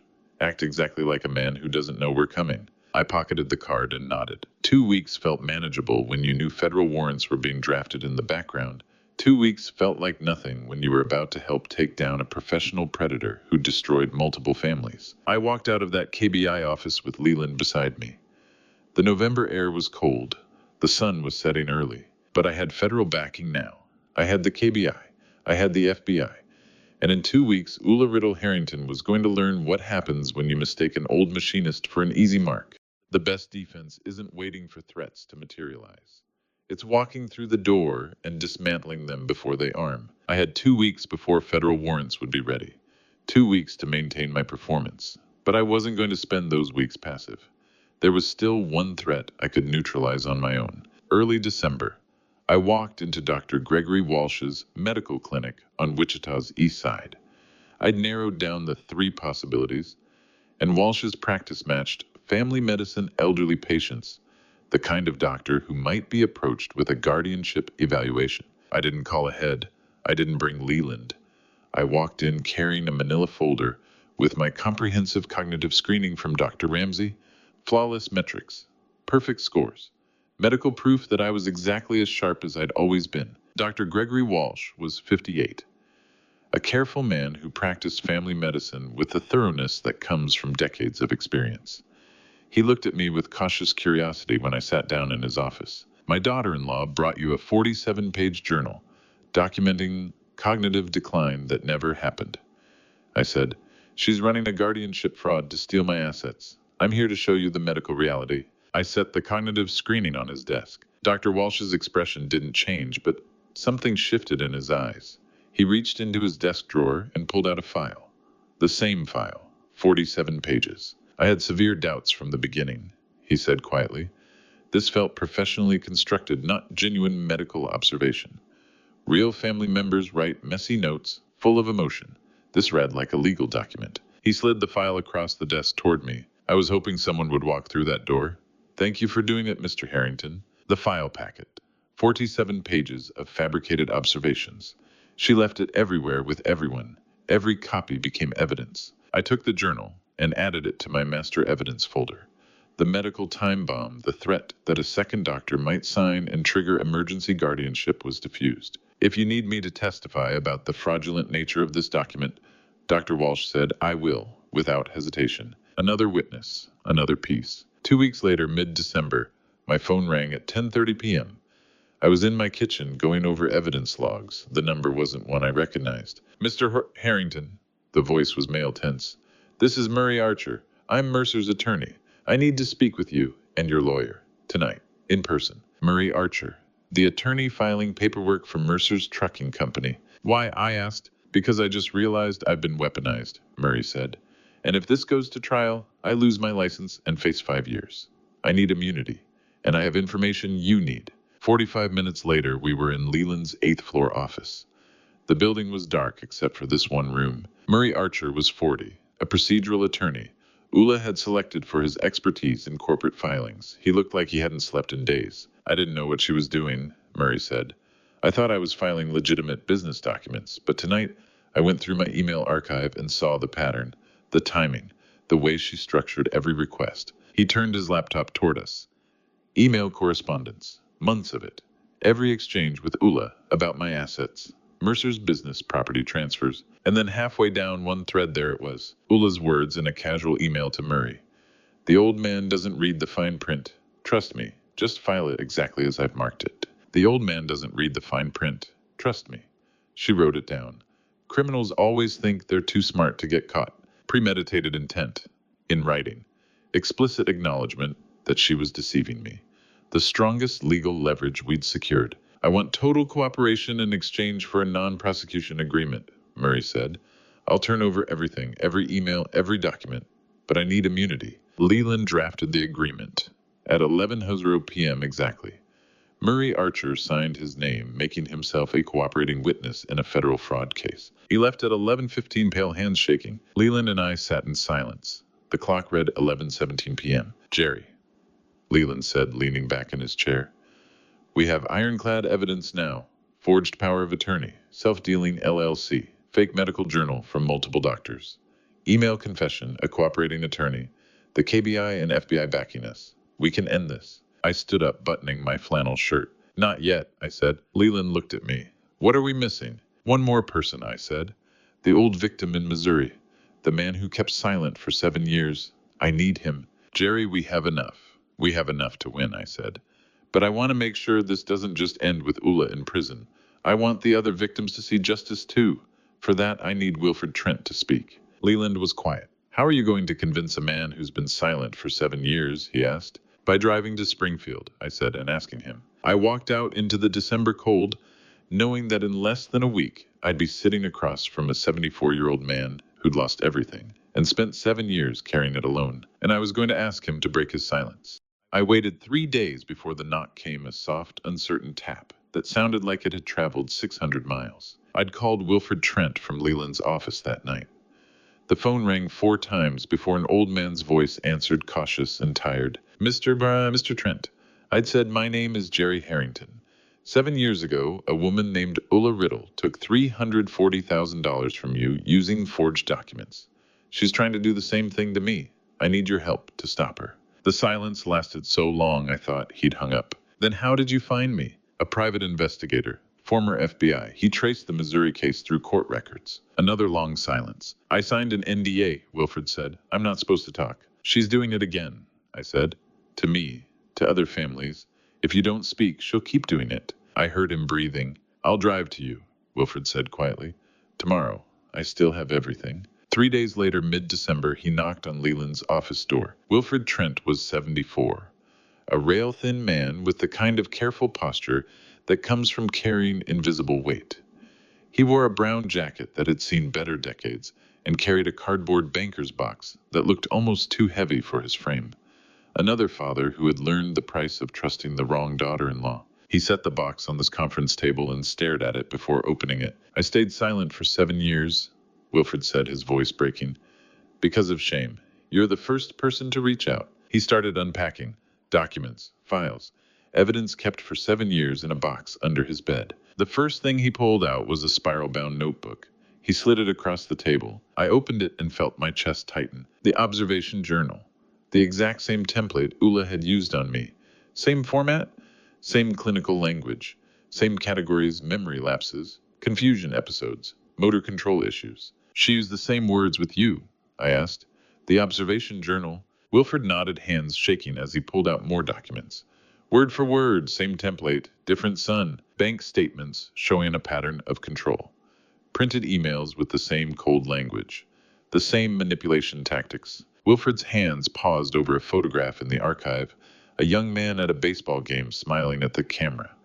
For a moment, the room held only the sound of 2 old men breathing. That's my son, Wilfred said quietly. He sided with her. Told me I was imagining things. She convinced him I needed a guardian. Even after the settlement, after she left with the money, he still believed I'd been the problem. He looked at me. I signed the NDA because I was ashamed, Wilfred said. Ashamed that I'd let it happen. Ashamed that my own son chose her over me. You weren't stupid, I said. You were a father. Wilfred stayed for 2 hours. We went through every document. Every piece matched what Ulla had done to me, not similar, identical. The same playbook, 7 years apart, 2 different states. When he stood to leave, Wilfred shook my hand. Thank you for calling me, he said. For 7 years I thought I was the only one. You're not alone anymore, I said. After Wilfred left, Leland and I sat in silence. The December sun was setting outside. Then Leland pulled out a manila folder I hadn't seen before. There's something else, he said. Something I need to show you. He slid the folder across the desk. I opened it. Trust documents. Legal paperwork. My signature from 8 years ago. This changes the equation entirely, Leland said. I stared at the documents, trying to remember. 8 years ago. Before Mercer met Ula. 8 years ago, Leland said. You and I established an irrevocable trust. Do you remember? I did vaguely. A tax strategy. Asset protection. The trust holds $5.1 million, Leland said. The 12-acre commercial plot on West Street. 3 multi-year equipment contracts. We structured it to be invisible on standard asset searches. Outside the window, Wichita's December streetlights flickered on. I watched my reflection overlap with Leland's across the glass. 2 generations of planning, 1 ghost estate. Mercer never knew this existed, I asked. Leland shook his head. Neither did Ula. Their entire reconnaissance operation, the forged POA, the fake medical journal, the observation logs, all of it targeted your visible estate. 3.4 million. The house, the savings, the exposed portion of the business. He pulled out a calculator. Even if Ula had succeeded, Leland said, even if she'd taken everything they found, she would have captured less than 40% of your actual net worth. They spent 2 years mapping your wealth and thought they'd seen everything, but they were hunting a decoy. I sat back, the weight of it settling over me. Ula had come at me with surgical precision. She'd mapped my assets, forged my documents, fabricated medical evidence, planted surveillance in my workshop. She'd executed a 2-year operation with professional efficiency, and she'd targeted less than half of what I actually owned. I forgot I even had this, I said quietly. Leland smiled slightly. That was the point. Set it up, file it away, let it work in the background. I folded the trust documents back into the manila folder, my carpenter's fingers steady now. Leland leaned back in his chair, waiting. Finally, I spoke. She thinks she's hunting my money, I said. Let's show her what she actually found. My voice carried the cold precision of a man who had just stopped running. The phone rang at 8:47 p.m. Ula's 5th call in 3 months, and I answered on the first ring. 2 days had passed since Leland showed me that irrevocable trust. 2 days since I'd learned that Ula's entire 2-year operation had targeted less than half of what I actually owned. The hidden trust, $5.1 million in assets. she'd never found made every demand she'd ever made irrelevant. I picked up the phone knowing exactly what this call would be. "Dad," Ula said, her voice carrying a jagged stress I hadn't heard before. Not the warm, controlled tone from earlier calls. This was different. Urgent, almost desperate. "We need you to sign over temporary executive control," she said, "just for the quarter. And we need the 30,000 wired by Friday. Year-end corporate liabilities can't wait." I opened my notepad, the same notepad that held 4 previous entries. 15,000, 25,000, 8,000, 12,000. 5 calls. 3 months, $90,000 in attempted extraction. And she had no idea that even if I'd given her every penny she'd asked for, even if I'd signed over every visible asset she'd mapped, she would have captured less than 40% of my actual net worth. "I'll consider it," I said, my voice flat and calm. There was a pause on the other end, longer than usual. "You sound different," Ola said, her voice cautious now, suspicious. "Are you all right?" "I'm fine," I said, "because we really need this, Dad.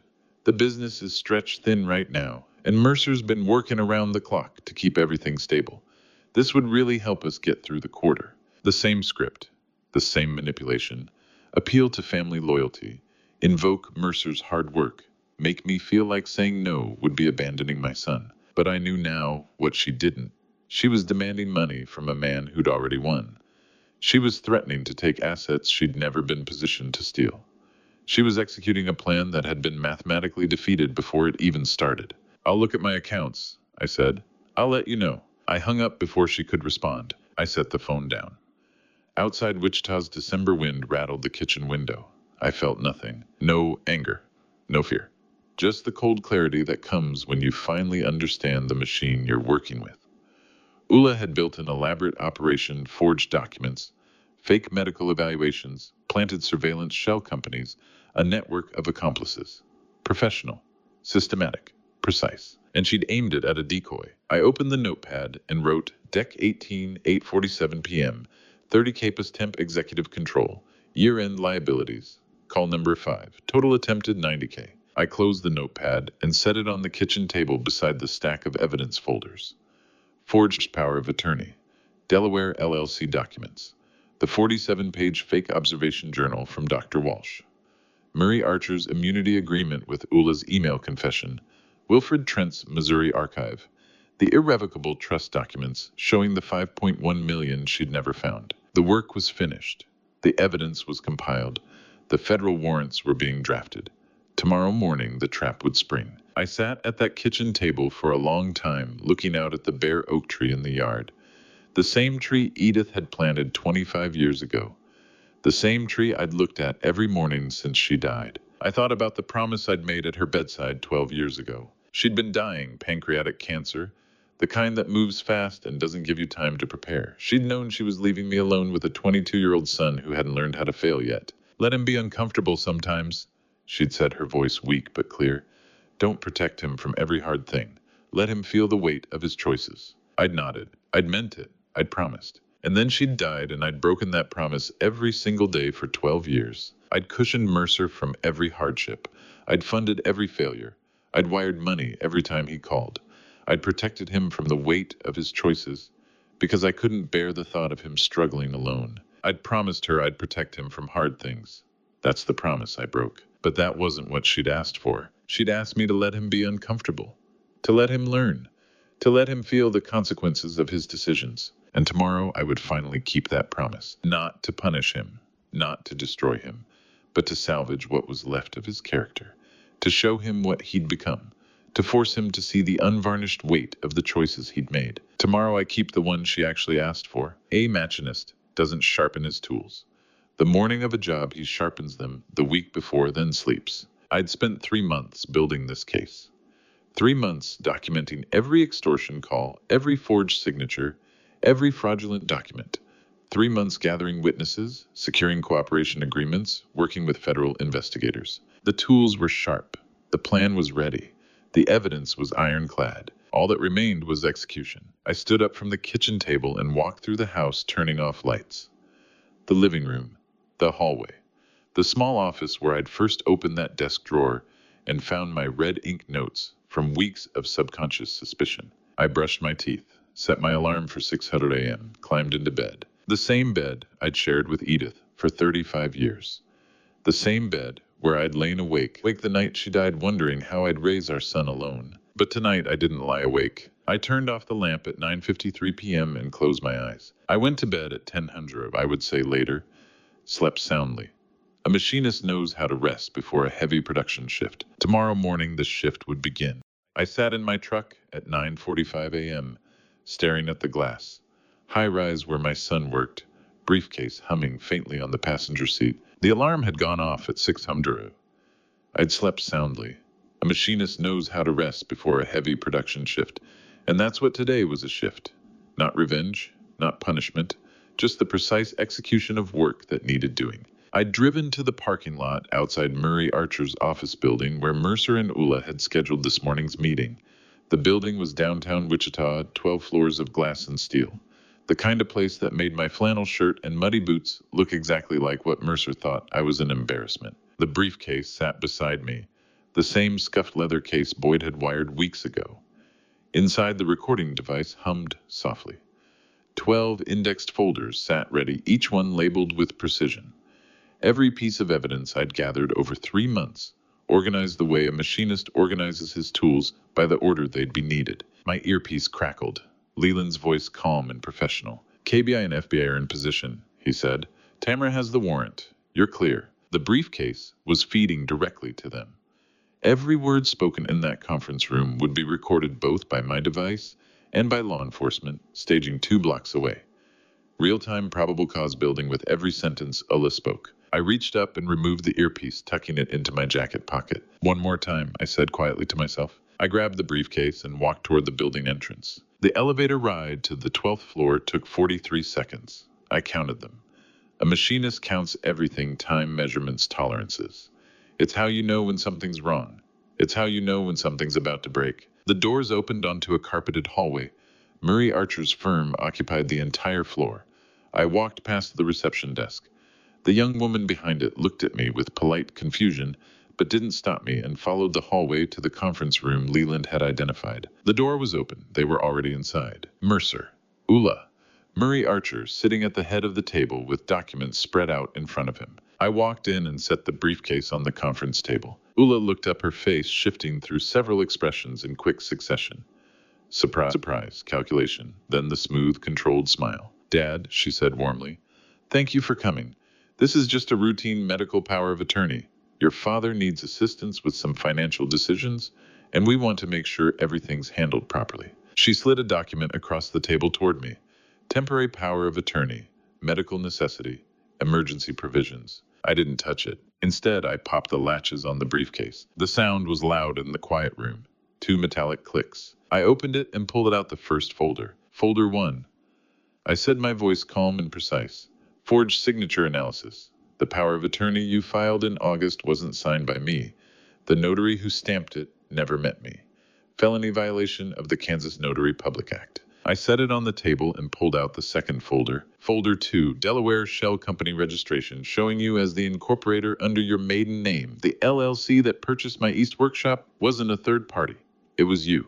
Self-dealing fraud, federal wire fraud, Title 18 U.S.C. Section 1344. The briefcase clicked open.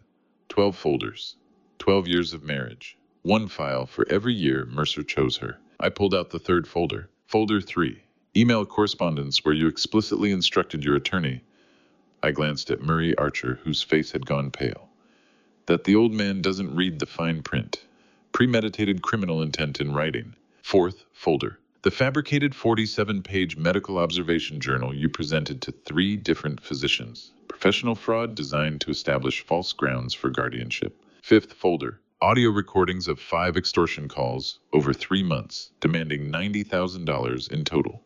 Each call logged with date, time, and stated reason. Sixth folder, Missouri case files from 2016, Wilfred Trent, Springfield, $340,000. You ran the exact same scheme 7 years ago, same playbook, different victim. I kept pulling folders, financial forensics, property records, witness statements from Dr. Ramsey, Dr. Walsh, and Noel Stafford. KBI investigative summary, FBI preliminary brief on organized elder fraud. 12 folders total. 12 pieces of a case that had taken 3 months to build. Ulla's hand froze on the POA document. Murray Archer's pen stopped moving. Mercer finally looked up. "You forgot something," I said, looking at my son for the first time since I'd entered the room. "This ignorant grease monkey taught you how to read a contract, Mercer. I taught you how to check signatures, verify documentation, and never trust a deal that looks too good. Remember." Mercer's face was white. He opened his mouth, but no sound came out. I turned back to Ulla. "You spent 2 years mapping my assets, forging documents, building your case, and you found $3.4 million. The house, the savings, the visible portion of the business. That's what you targeted. That's what you thought you could take." I pulled out the final folder, the one Leland had given me 5 days ago. "What you didn't find," I said, "was the $5.1 million irrevocable trust I established 8 years ago. Invisible on standard asset searches. Immune to guardianship proceedings. You spent 2 years hunting 40% of what I actually own." The silence in the room was absolute. Then the door opened. Tamara Kendrick stepped through, badge raised, 2 FBI agents flanking her. But I wasn't watching them. I was watching Mercer's face as my son looked at me for the first time in what felt like a decade. I expected to see anger, or denial, or defiance. But what I saw was something worse. Shame. Not shame at being caught. Shame at what he'd become. Shame at the recognition that his father, the man he'd called an embarrassment, a grease monkey, someone his mother would be ashamed of, had just proven to be smarter, more prepared, and more capable than he'd ever imagined. And in that moment, looking at my son's face, I felt the weight of my own failure. I'd protected him from every hard thing. I'd cushioned every fall. I'd enabled every bad decision by being there with money and solutions. I'd failed him long before Ulla ever found him, and now we were both paying the price. The handcuffs clicked onto Ulla's wrists, with the sound of a lock tumbler falling into place, final, mechanical, irreversible. "Ulla Harrington," Tamara said, her voice flat and official. "You are under arrest for wire fraud, identity theft, forgery of legal documents, and conspiracy to commit elder abuse under federal statutes." I watched Ulla's face. No tears, no protestations, just a slow reptilian blink, the kind of calculation that weighed odds. Assessed, angles measured, escape routes that didn't exist anymore. "This is a mistake," Ulla said quietly. "My attorney will—" "Your attorney has already been notified," Tamara interrupted. "You have the right to remain silent. I suggest you use it." I turned to Mercer. He hadn't moved.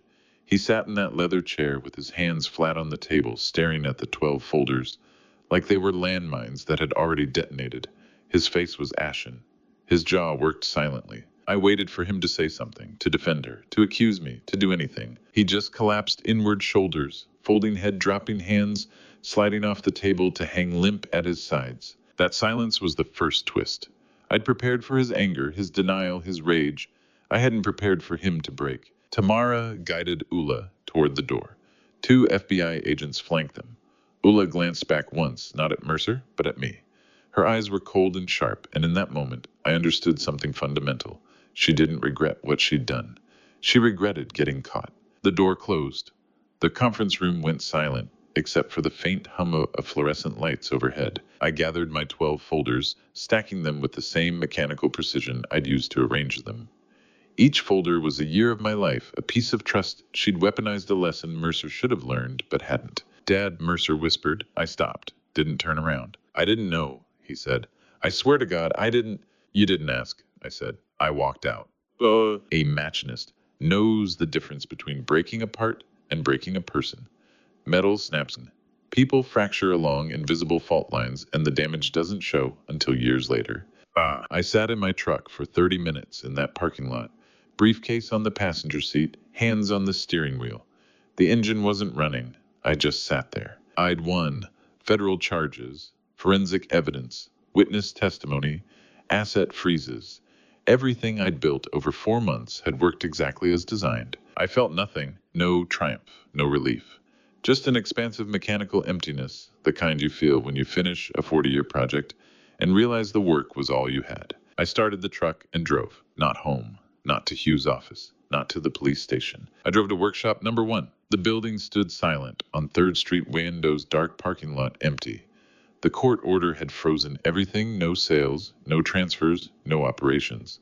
The padlock on the front gate was new industrial grade, installed by the county sheriff 3 days after Tamara filed her preliminary injunction. I had a key. I'd always had a key. I unlocked the gate, walked across the cracked asphalt, and used my second key on the side door. The alarm didn't beep.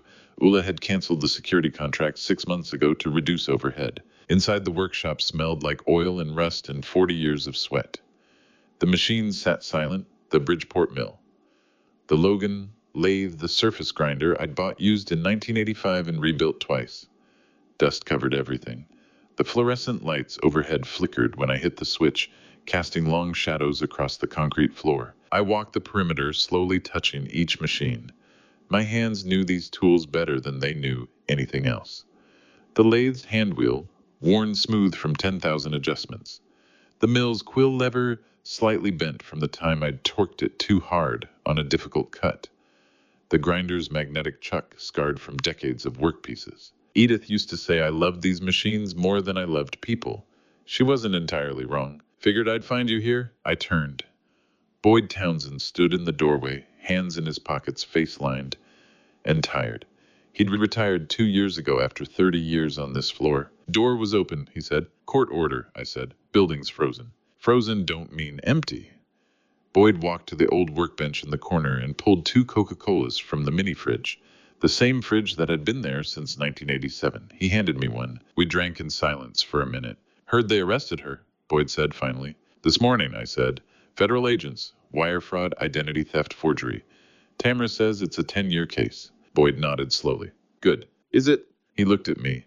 You did what you had to do, Jerry. I destroyed my son, I said. Boyd was quiet for a long time. Then he said, you gave him a chance to see the truth. What he does with that is on him. I stared at the Bridgeport mill. Edith and I had bought that machine together in 1984, drove it back from Kansas City in a rented truck. Installed it ourselves, over a weekend. She'd held the hoist chain while I bolted the base to the floor. What happens to the boy now? Boyd asked. I took a long drink of Coca-Cola.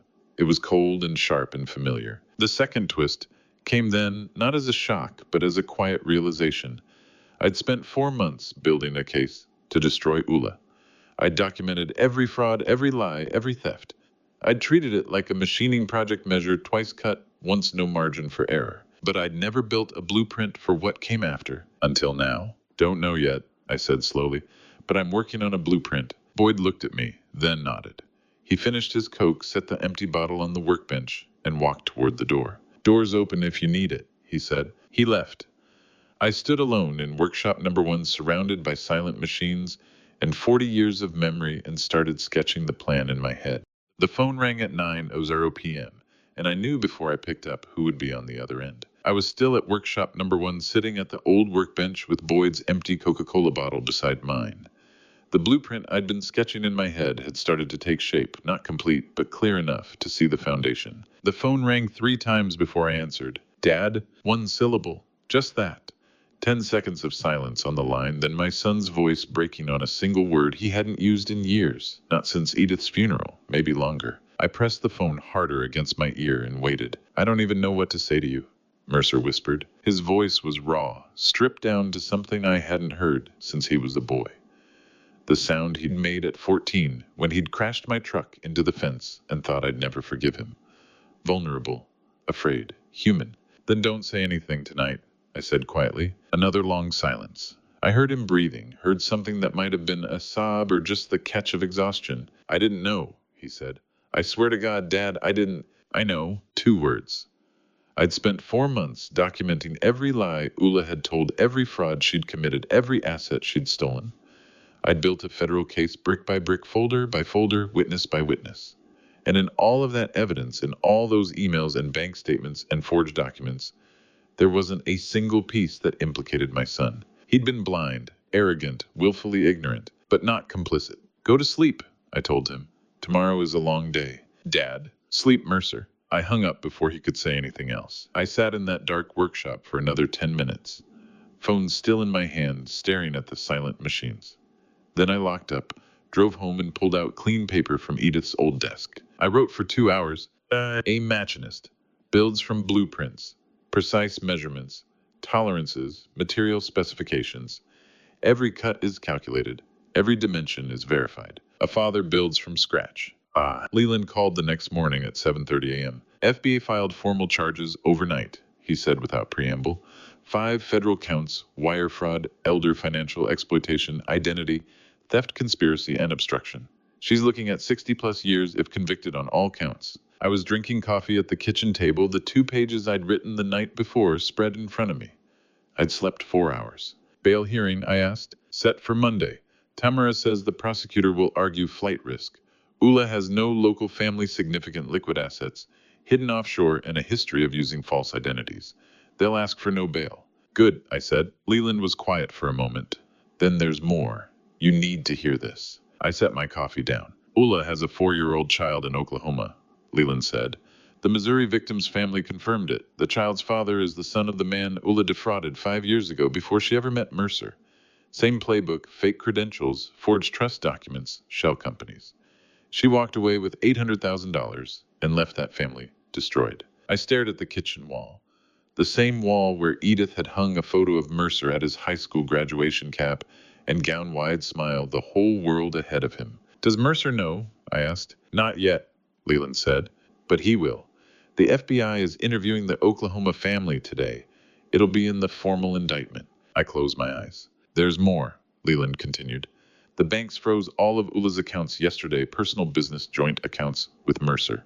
The commercial lenders pulled the pending $2 million loan for the trucking expansion. And Mercer's business partner, Zane Pritchard, withdrew his capital 3 days before the FBI warrant was executed. 3 days before, I repeated. Zane's a silent investor, 30% stake in Mercer's trucking company. He pulled $1.4 million on December 17th. The banks flagged it as suspicious timing, but it was legal. He had withdrawal rights in the partnership agreement. I thought about that. Zane Pritchard was a logistics broker out of Wichita, a man Mercer had partnered with 6 years ago when he'd needed capital to buy his first fleet of trucks. I'd met him once, smooth talker, expensive suit, the kind of handshake that felt rehearsed. How did Zane know? I asked. He didn't, Leland said, but he's smart. He saw the forensic accountants circling, saw the FBI subpoenas, and he got out before the building collapsed. And Mercer. Mercer has nothing left, Leland said quietly. The trucking company is insolvent. The fleet is collateral on loans he can't service. The warehouse lease is in default. His personal accounts are frozen because they're joint with Ula. His credit cards are maxed. He's got maybe $10,000 in cash and a house that's underwater on the mortgage. I picked up my coffee. It had gone cold. The trucking company Mercer spent 12 years building collapsed in 48 hours, Leland said. Ula's legacy is scorched earth. I hung up and sat at that kitchen table for another hour staring at the 2 pages I'd written. Then I picked up the phone and dialed Mercer's number. It rang twice. Dad, his voice was hoarse, exhausted. Come to the house tomorrow morning, I said. Bring your passport and birth certificate. Silence. Why? Mercer asked. Because we're starting over, I said, and you're going to need them. I hung up before he could ask anything else. Outside, the December sun was rising over the garage where I'd taught my son to use a socket wrench 30 years ago. The blueprint was taking shape. I opened the private investigator's report at dawn on December 23rd and found the text message on page 12. Hugh Sinclair had hired the PI 3 weeks earlier to track Zane Pritchard's movements in the days before Ula's arrest. Standard due diligence, we wanted to know if Zane had advance warning, if he'd tipped anyone off, if there was a wider conspiracy. What we found was worse. Page 12, Exhibit 7C screenshot of a text message from Mercer's phone to Zane's phone, dated April 14, 2023, 8 months before the arrest. My old man doesn't know a thing. He's just an old grease monkey. Trust me. I read it 3 times. Then I read the PI's analysis. Zane Pritchard had walked into the FBI field office on December 14th, 3 days before he'd pulled his capital, 6 days before Ula's arrest, and handed over a complete messaging database spanning 3 years. Emails, texts, voicemails, everything. In exchange, full immunity. Zane hadn't gotten lucky. He'd gotten smart. He'd seen the federal subpoenas circling, done the math, and traded my son's contemptuous words for a federal get-out-of-jail-free card. That single text, just an old grease monkey, had helped establish criminal intent in the FBI's case against Ula. It proved Mercer had discussed concealing financial information from me. It proved he'd known his father was being kept in the dark. It didn't prove he'd known about the fraud, but it proved he'd participated in the silence. I sat in my home office for an hour with that report open, staring at those 11 words. You trusted the wrong person. Sunba, I said to the empty room, but at least you trusted somebody. Edith would have known what to do with this. She'd had a gift for reading people, for knowing when to push and when to wait. I was still learning. I closed the report and locked it in my desk drawer. Mercer didn't need to see it. Not yet. Maybe not ever. Some lessons land harder when you figure them out yourself. Christmas Eve, I drove to Leland's office. He'd kept it open for me as a favor. His secretary had gone home. The building was dark except for his corner suite, and he met me at the door with 2 cups of coffee and a manila folder 6 inches thick. "You're sure about this?" Leland asked as we sat down. "I'm sure," I said. He opened the folder. Inside, the new will. I'd drafted 2 nights earlier, now translated into legal language, with all the proper clauses, attestations, and executor appointments. Every exposed asset. I owned the remaining workshops, the machinery, the commercial real estate, the investment accounts. Ulla hadn't touched totaled $3.4 million. All of it was being transferred into a single charitable trust, the Meridian Vocational Foundation. Purpose funding, full ride trade. Scholarships for Kansas high school graduates pursuing degrees in machining, tool and die work, welding, and industrial maintenance. Appointed director, Boyd Townsend, retired tool and die maker, a man who'd spent 30 years building other men's blueprints. "Nothing for Mercer?" Leland asked quietly. "I'm giving him something better than money," I said. "I'm giving him a chance to earn his own." Leland nodded slowly. He didn't argue. He'd seen enough wealthy families destroy themselves with inherited cash to understand the logic. "Boyd spent 30 years building other men's blueprints," I added. "Time someone built his." I signed on page 47. Leland witnessed. We dated it December 24th, 2023. I closed the folder. A machinist doesn't build with sentiment.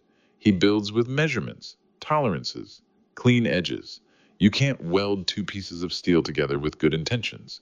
You need heat pressure and time. Christmas morning arrived cold and clear. Mercer knocked on my front door at 8:00 a.m. I'd been awake since 5, drinking coffee at the kitchen table, watching the pale winter light spread across the backyard. I opened the door. He stood on the porch in jeans and a flannel shirt, hands in his pockets, face gaunt and unshaven. He looked like he'd lost 15 pounds in 3 days. "Come in," I said. We sat at the kitchen table. I poured him black coffee. He wrapped both hands around the mug like it was the only warm thing left in the world. We didn't speak for 5 minutes. Finally, Mercer looked up. "I'm sorry, Dad," he said. 3 words. His voice was raw and quiet and carried the weight of everything that had collapsed between us over a decade. "I know," I said. I reached into my shirt pocket and pulled out a white envelope. I slid it across the table. Mercer stared at it, didn't open it. "What is this?" he asked. "Open it," I said. He did. Inside, a single sheet of paper, printed on plain white stock, bearing the letterhead of Harrington Industrial Services. Employment contract, machinist apprentice. Starting wage $1,800 hour. Shift 6:00 a.m. to 2:30 p.m. Monday through Friday. Steel-toed boots required. Probationary period 90 days. Mercer read it twice. His jaw worked silently. Then he looked up at me. "Next Monday," I said. "Exactly 6 a.m. Show up in clothes you don't mind getting grease on." The envelope sat between them, like a bridge narrow, sturdy, spanning a decade of silence, with 9 words. 9 words, machinist apprentice. Next Monday, 6 a.m. sharp. Mercer folded the paper carefully and put it back in the envelope. "Okay," he whispered. That was all. He finished his coffee. We sat in silence for another 10 minutes.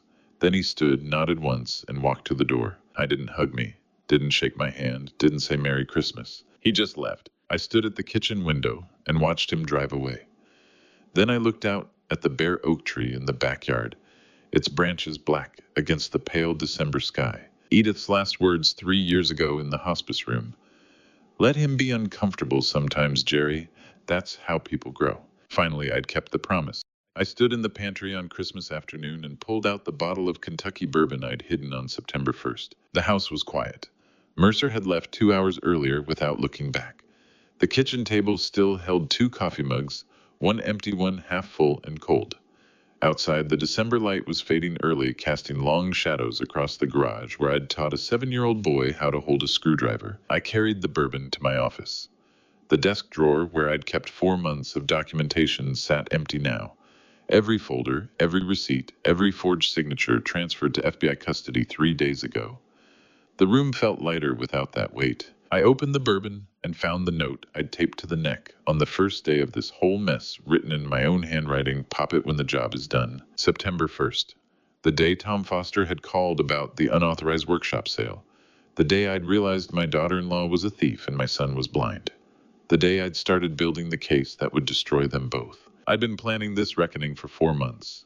Every step, every folder, every witness statement. I poured a single finger into a clean glass and walked to the kitchen window. The bare maple tree stood black against the winter sky, branches skeletal and patient. Edith and I had planted that tree 32 years ago when we'd bought this house. She'd wanted shade for summer afternoons. I'd wanted something that would outlast us both. Edith, I said quietly to the empty room, I'm late, but I'm here. She'd asked me to let him be uncomfortable. 10 years ago in that hospice room when Mercer had been 24 and arrogant and already drifting toward the kind of man who measured success in square footage instead of craftsmanship. Let him be uncomfortable sometimes, Jerry.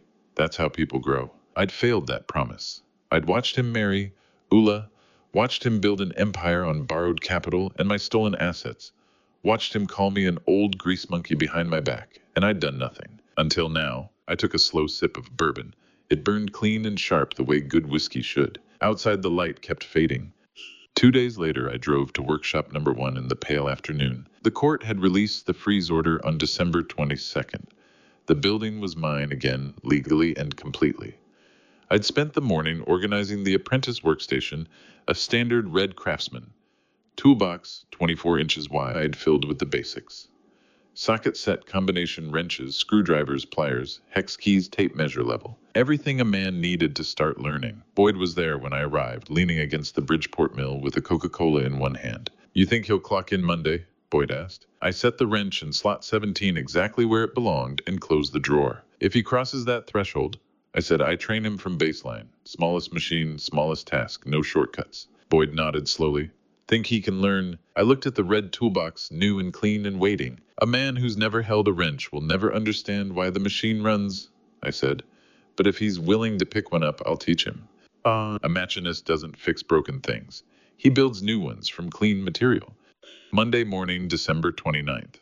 I arrived at workshop number 1 at 5:45 a.m., the same routine I'd kept for 31 years. I started the coffee, flipped the breaker to light the overhead banks, checked the air compressor line pressure, walked the floor, touching each machine, confirming what I already knew, everything was ready. At 5:58 a.m., headlights swept across the frost in the parking lot. I stopped moving and watched through the bay window. Mercer's truck, the same F-150 he'd driven for 8 years, pulled into the gravel lot and parked beside mine.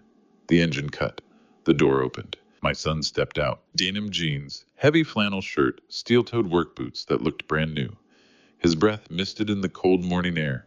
He stood by the truck for 10 seconds staring at the building like it was a threshold he wasn't sure he could cross. Then he walked toward the bay door. Exactly 6 a.m. I opened it. Morning, I said. Mercer nodded.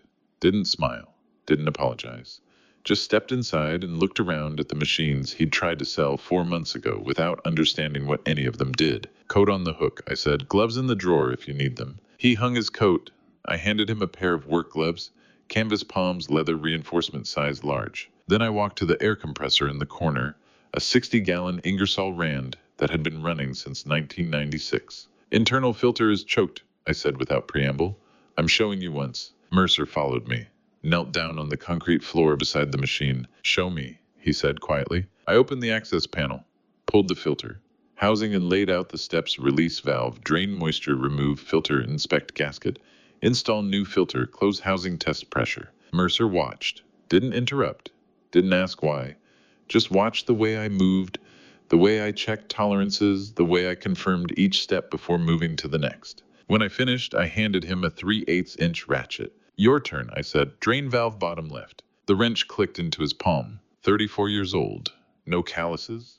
Hands that had signed contracts and closed deals and shaken hands with investors, but had never held a tool with the intention of understanding how something actually worked. He knelt down, positioned the ratchet on the valve, and turned. The click of metal on metal echoed across the workshop floor. I stood back and watched my son, my only child, the boy I'd failed for a decade, bend down to learn the machine.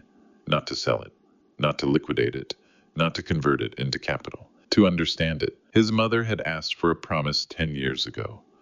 Let him be uncomfortable. Let him learn the cost of arrogance. Let him understand that comfort isn't the same as growth. I'd broken it. I'd stayed silent while he married a con artist, built an empire on fraud, and called me an old grease monkey. But when I heard that first click of metal on metal, when I watched my son pick up his first wrench at 34 years old and ask me to show him how it worked, I understood something fundamental. Late is still better than never. And to you listening to my story, remember this: sometimes the hardest lesson isn't about revenge at all. I spent 40 years building workshops and teaching my son the wrong things. I thought providing for him meant working harder, building more, protecting him from discomfort. I was wrong. Don't make my mistake. Don't wait until someone steals everything to realize you've been absent where it mattered most. A father's revenge against a thief is easy. A father's revenge against his own failures, that's the hard part. If you're in a situation like mine, if someone you trusted has betrayed you, if you've lost what you built, if you're wondering whether it's too late to make things right, hear me: late is still better than never. God's timing isn't always our timing, and sometimes the hardest path is the one that rebuilds what matters most. You can't fix broken trust with money. You can't buy back lost years, but you can show up. You can hand someone a wrench and say, "Let me show you once." That's not weakness, that's strength. This isn't just another father revenge story about catching a criminal. Real father revenge means salvaging what's left. When the dust settles, if this story moved you, leave a comment. Tell me what you would have done differently. Share this with someone who needs to hear it. And if you want more stories like this, subscribe to Father's Vengeance. Thank you for staying until the very end. Your time matters, and I'm grateful you spent it here with me. One final note: some details in this story have been fictionalized for storytelling and reflection. What I hope you take away is the message that it's never too late to do the right thing.